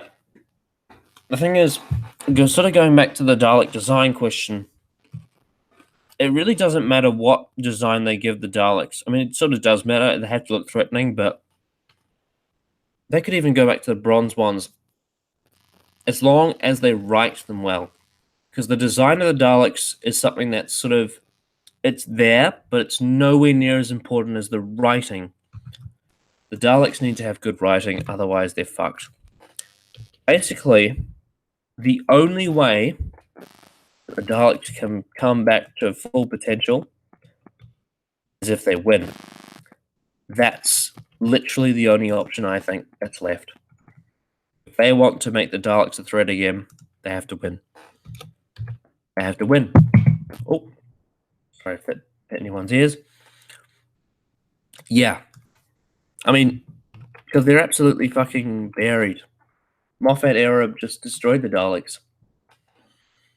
And the only way to bring them back is if they win. So, I hope Resolution ends on a cliffhanger that shocks us where the Daleks win, and we are left waiting for Series 12.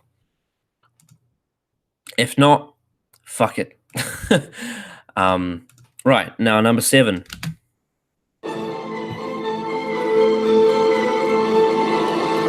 So, number 7 is The Romans. We were talking about comedy episodes before with The Chase. This one is no different. The Romans is one of the funniest episodes of Doctor Who ever. But the big difference between this one and The Chase is that this one doesn't at all feel out of place with its comedy. Because The Chase I love, but because it does impact the Daleks in a more comedic way, to some people it does knock it down slightly. But The Romans, oh my god, I love this story. It is comedic value gold, but there is no damage done in doing so. It's just an absolutely cracking story, and I love it. If you haven't seen it, go watch it. I don't want to spoil any of the humorous moments, but basically it's just great. And that's what I'm going to be saying for a lot of these stories for the rest of this list, because not only have I been live streaming for 3 hours straight, but all these stories are just great. And that's it. And I just want you to watch them and experience them for yourself, because I don't want to spoil them. But yeah, there's a funny scene where Barbara's being chased by...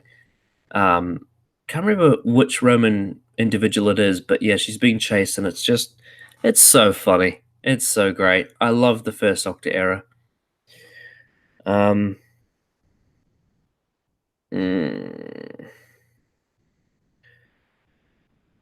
Best female Time Lord, Romana, I think, unless I'm mistaken, but I think Romana would be the best one.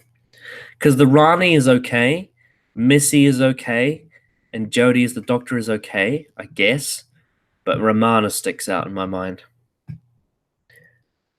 And Susan, yeah, Romana's better than Susan. Oh, yeah, it's definitely not the General.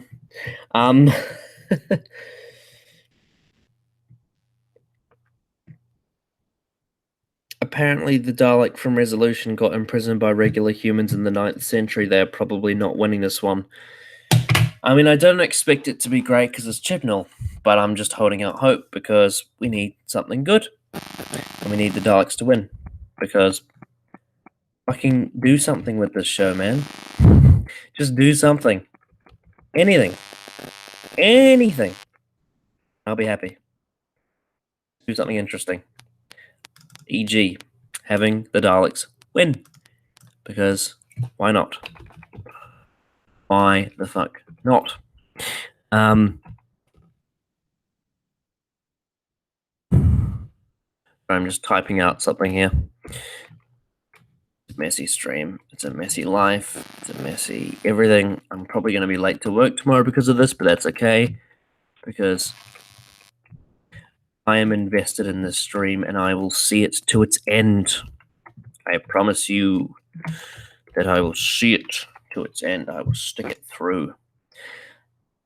I will probably pick a more reasonable hour to do this next time, just on my part and Adam's, because this is ridiculous. But that's okay. We're having fun.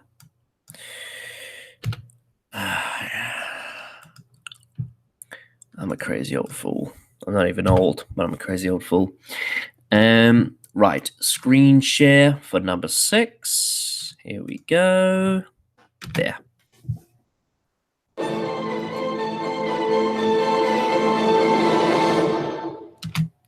My number 6 is the Daleks Master Plan, because it's a 12-part epic. It's brilliant. I love it. But it is inconsistent. And I think that's part of the problem, is because the story is so long, they had to split the writing down the middle between Terry Nation and Dennis Spooner. And respectively, they both do a great job with what they're doing. But because they're so different, it creates inconsistency in the story. And also this Feast of Stephen's a bit weird. But yeah, the Daleks Master Plan is awesome. Awesome, awesome, awesome. And the only reason it's not higher is because of that. But apart from that, it's dark, it's gritty, it's awesome. I love it. I absolutely adore the Daleks Master Plan. One of the best recons to watch, honestly. Right. Question from Game Troller Prime. What historical setting Who hasn't visited yet do you want to see? The American Revolutionary War would be interesting to see how the Brits handle it. I've been saying for a long time that I want to see a historical in ancient Egypt. The pyramids and everything. Because we've gotten references to Egypt in Doctor Who before. But I want a full-on Egypt Gothic horror, or even just Egypt horror, and or not even horror, just Egypt. I just want Egypt. You know, I guess pyramid at the end of the world. I don't know. But like, yeah, I want like a full-on 2-parter with mummies and sarcophaguses and pharaohs and a historical and alien influence if you have to have it. Just ancient Egypt needs to have a story in Doctor Who, because why not? It's such a magnificently magical part of human history with so much interesting culture, and I don't understand why Doctor Who hasn't approached it yet, because it's so brilliant. If I ever get to write for Doctor Who, I'm writing a story on ancient Egypt. It's my fantasy story for Doctor Who. If there's any Big Finish with ancient Egypt out there, tell me, because I want to know. I mean, technically, the Daleks Master Plan does go to ancient Egypt for one episode, but look, it's in the same vein as The Chase. I want a full story based around history in ancient Egypt, with the pyramids and the mummies and the sarcophaguses and Tutankhamun and all that. Everything. Because ancient Egypt is awesome. Right. Number 5.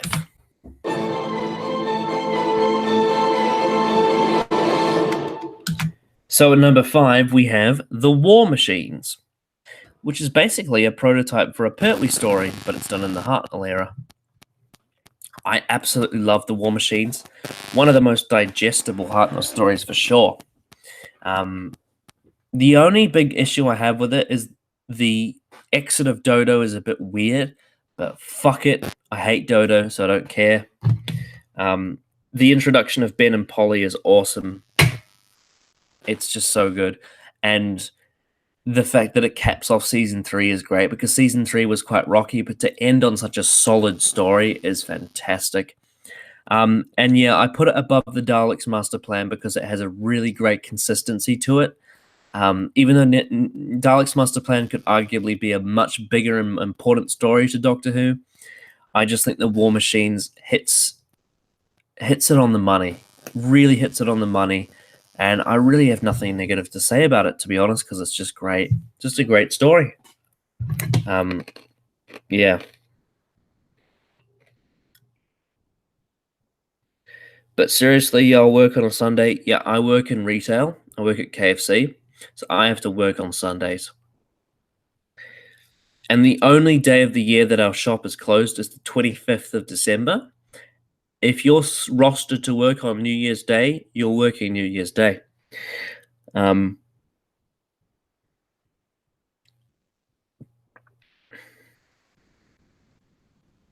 What the hell is Planet of Fire?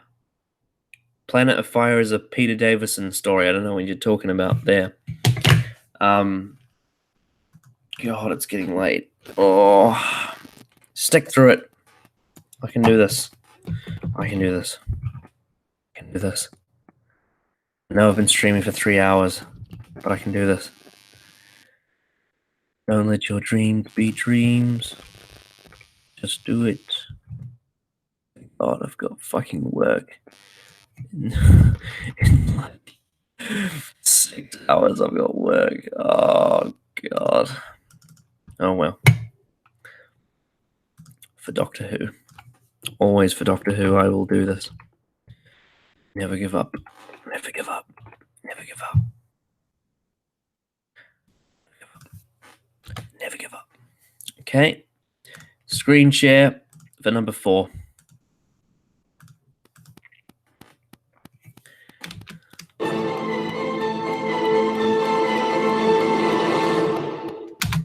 Number 4 is the Daleks, because how could it not be in the top, sort of near the top of this list? The Daleks is awesome. The Daleks is the reason the show is a success. It's a classic. It's awesome. It's atmospheric. The first 4 episodes is some of the most brilliant Doctor Who, in my opinion. It's slow, but it's great. After that, it dips off in quality, and you get a bit of meandering, and the end is a little bit typical. But then again, listen, this is the second Doctor Who story. Terry Nation's brilliant. The Daleks is an awesome concept. It was one of the first videos I covered on this channel. It's not technically like one of the videos of the sort of the new era of this channel, but I did sort of a breakdown of the Daleks and why it's brilliant. Go check that out if you want. It's a bit ham-fisted, but I really went into detail on what's great about the Daleks. It's just the perfect introduction to the Daleks in the classic series. And it's the only reason why it's not higher than number 4 is because it dips off in quality. But honestly, as a whole, I love it. I absolutely love the Daleks.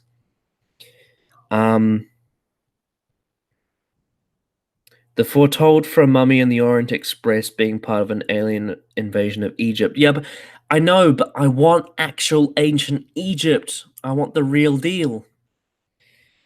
Ian and Barbara were great companions. What do you think?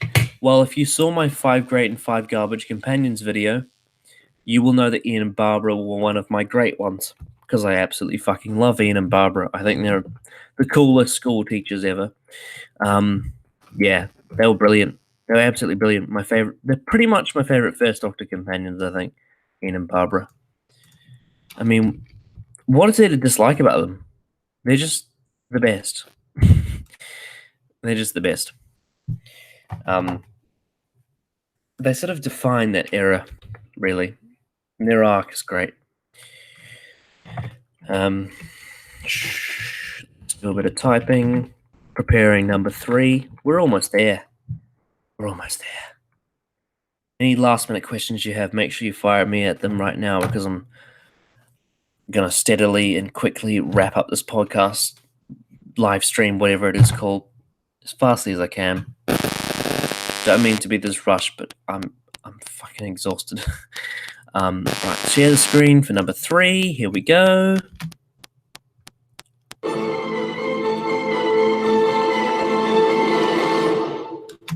My number 3 is the Dalek invasion of Earth. An absolutely iconic, essential bit of Doctor Who. It's pretty much the most famous episode from the First Doctor era. And ever since I first saw it, I fell in love with it. It's magic. The only real criticism I have is the direction. The direction does not look very good. And sometimes it's very hard to tell what's going on. in the story because the direction just doesn't serve very well. Kind of exposes the problems of the 60s television in a bad way. But apart from that, it's amazing. I mean, what can I say? Dalek Invasion of Earth is one of the most important episodes in Doctor Who history. It's number 3 on this list. It would be number 1 on a lot of people's, and I can see why. It's awesome. I absolutely love the Dalek Invasion of Earth. Leslie Turner. My problems with Series 11. Pacing, lack of a real villain, to name a few. What are your biggest hates? WRT. It. I'm assuming you mean one of my biggest hates is Series 11. I mean, you hit the nail right on the head.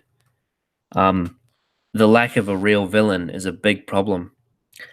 But yeah, if you want to know more about Series 11, go check out our recap and all our videos for Series 11 because I do not have the energy to talk about Series 11 right now because I'll just fall asleep, which is kind of what I want, but not before I finish this live stream.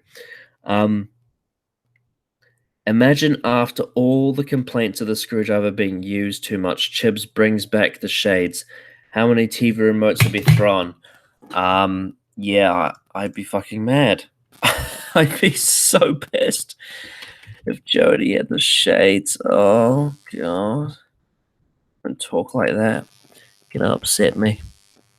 You're going to really upset me if you talk about the shades.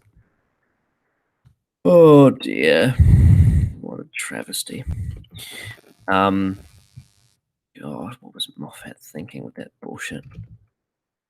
Like, I love Capaldi as the Doctor, but the fucking shades. Are you serious? It's just like, why would you do that to the Doctor? Why would you make him this cringy fucking granddad? I don't know. It doesn't make sense.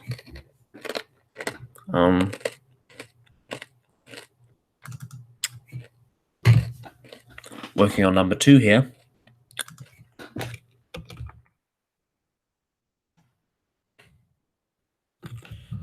It's crazy to edit this live.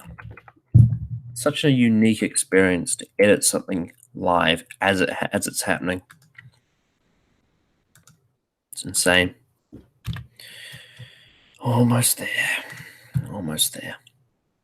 Make sure to send in your last minute questions because we're almost there. Right, number 2.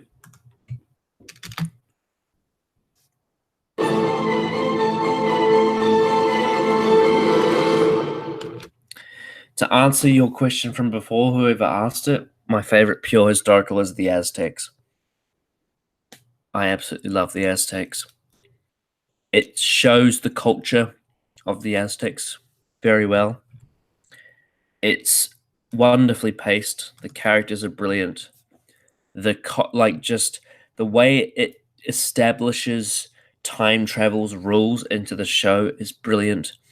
The way Barbara is brought to the forefront in the story is brilliant. The first Doctor getting accidentally married is brilliant. Ian having fights is brilliant. Yeah, it gets to be a little bit cartoonish at times, but I don't dislike it. There's pretty much nothing I dislike about the Aztecs. It's just an absolutely wonderful piece of television. I honestly can't say much more than that. Just go watch it. The Aztecs, my favorite pure historical. It's my favorite pure historical, I guess, is the defining genre of the First Doctor era, and for me, the Aztecs is the perfect example of it. Just wonderfully awesome in almost every single way possible. Have you listened to Phantasmagoria, Davis and Turlow, written by Gatiss? It's a weird mix of Unquiet Dead and Deep Breath. That sounds interesting. No, I haven't listened to it. Why is it day 23? Because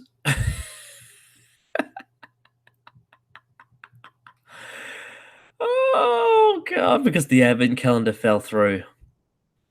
I promise if we ever do this next year, hopefully we will, that we will plan this out properly and have everything on the days that it's supposed to come out. But basically, this was supposed to be day 23, and it's on day 30,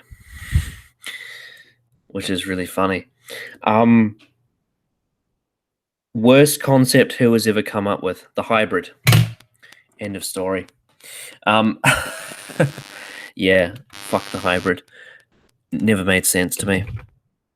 Even after reading everyone's explanations of it on this channel, people trying to justify the hybrid still hasn't made sense. I don't get it. Ruin the show. Ruin Hellbent. Ruin Series 9. It's just it was one massive cock tease that led to fuck all, and it still hasn't been explained properly. And even the explanations people gave of it being Clara and the Doctor's relationship is just bullshit. It's just a rotten, stinky turd, and Hellbent can go fuck itself. Lining up number 1. Oh, no. Oh, it's just frozen a little bit. Dark or lighter Doctor, which do you prefer? Balanced.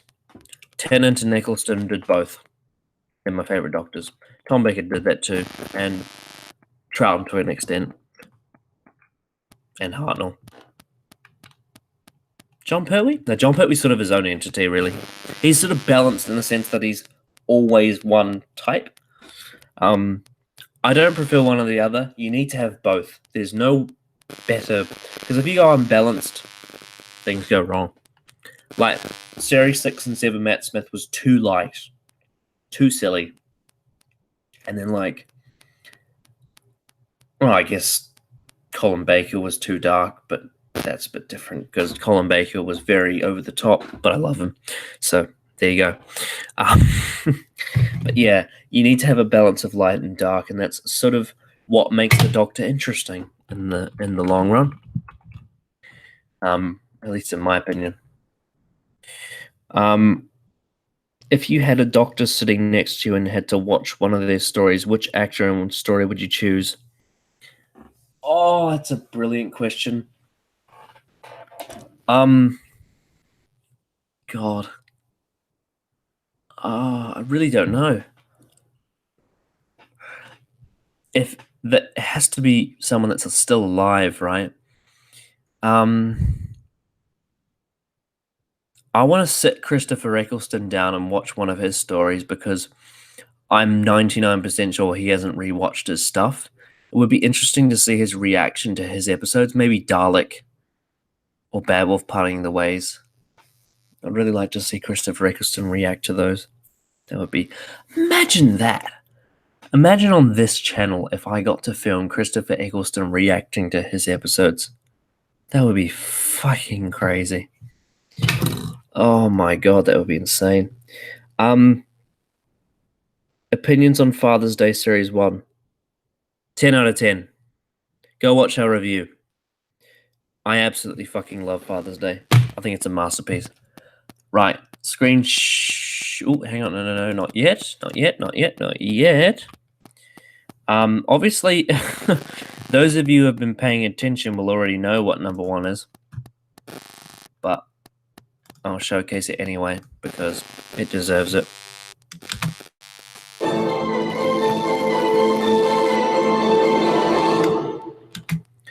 Number 1, The Time Meddler. The Season 2 finale. The introduction of the monk, played by Peter Butterworth. Oh, that's another side character one-off that I love, even though he's technically in the Daleks Master Plan as well. The Time Meddler was the first classic DVD I got alongside Revelation of the Daleks, but I don't have as much nostalgia for Revelation as I do for this. The Time Meddler is my favorite First Doctor story. It's one of my favorite Doctor Who stories of all time. I absolutely love it. I think The Time Meddler is a masterpiece. It's underrated. It's so good. It's one of the only Doctor Who stories where I can watch it from start to finish, enjoy every single second of it, and by the end, be satisfied. It is hearty. It is warming. Douglas Camfield's direction is atmospheric as fuck. Vicky and Stephen play the perfect companion roles in this. The First Doctor is on his best form. It is perfect. It is awesome. I love the Time Meddler. I love everything about it. And that's all I can really say. It's a perfect story. It's so good. It's for me, the pinnacle of the First Doctor era. I give it a 10 out of 10. I love the Time Meddler. I can't wait to getting around to reviewing it and not talking about it at 3 in the morning and actually talking about it when I have energy, because I can't express enough how much I love the Time Meddler. The first pseudo-historical as well, groundbreaking. It is absolutely flawless, and Dennis Spooner's script is so funny. If you had the ability to regenerate, what celebrity would you pick to be your next incarnation? God. Game Controller Prime gets the award for the most interesting questions, because you've been asking the most interesting questions tonight. Which celebrity would I have play my next regeneration?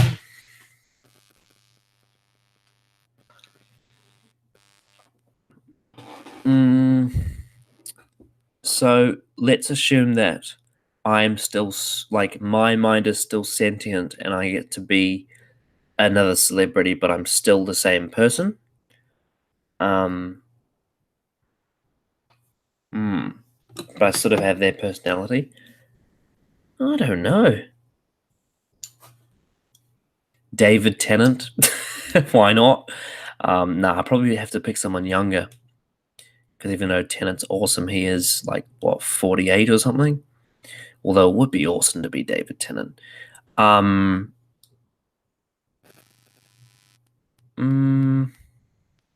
get back to you on that one, I'm sure, at some point. Because I'm really tired. And I want to go to bed. I will accept questions for 3 more minutes unless you're all done.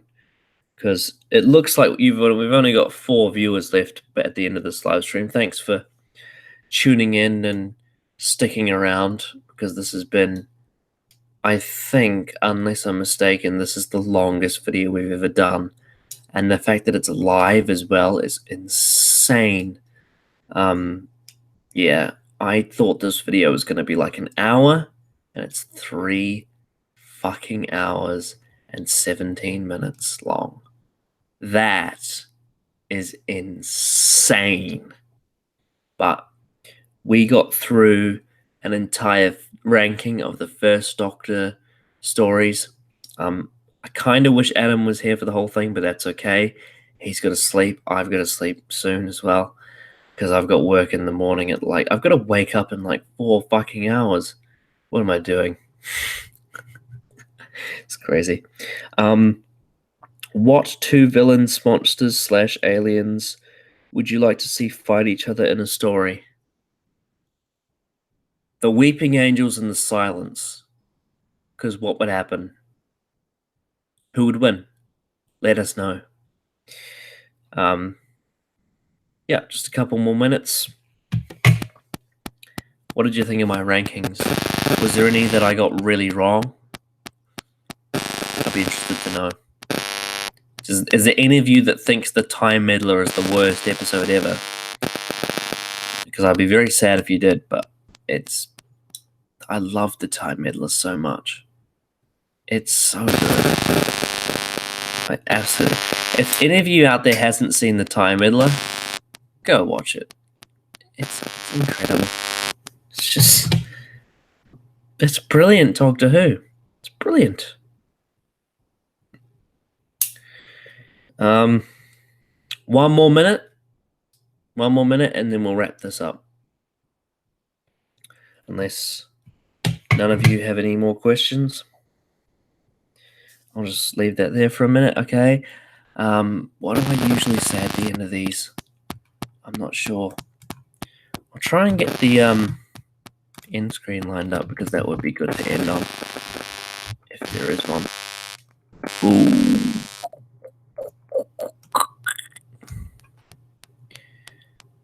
Don't really. Oh. I'm just sort of stalling here. What doctors would work better in series 11 episodes?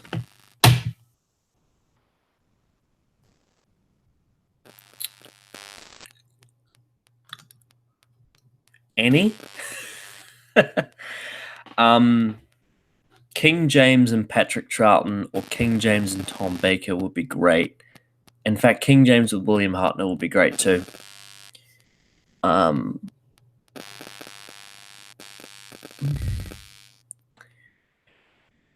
really don't know. Just any doctor, because Jodie's writing has been absolutely abysmal. And I want something else. That's it for me. Great stream. Yeah, I think that's it for me too. So, yeah, it's been long, but I was committed to making sure this stream was successful, because I think it's very important that we celebrate the festive season with an advent calendar of 25 videos. And of course, this is the last one, even though technically speaking in the playlist it's not, but it's the last one I'm going to be making for this year.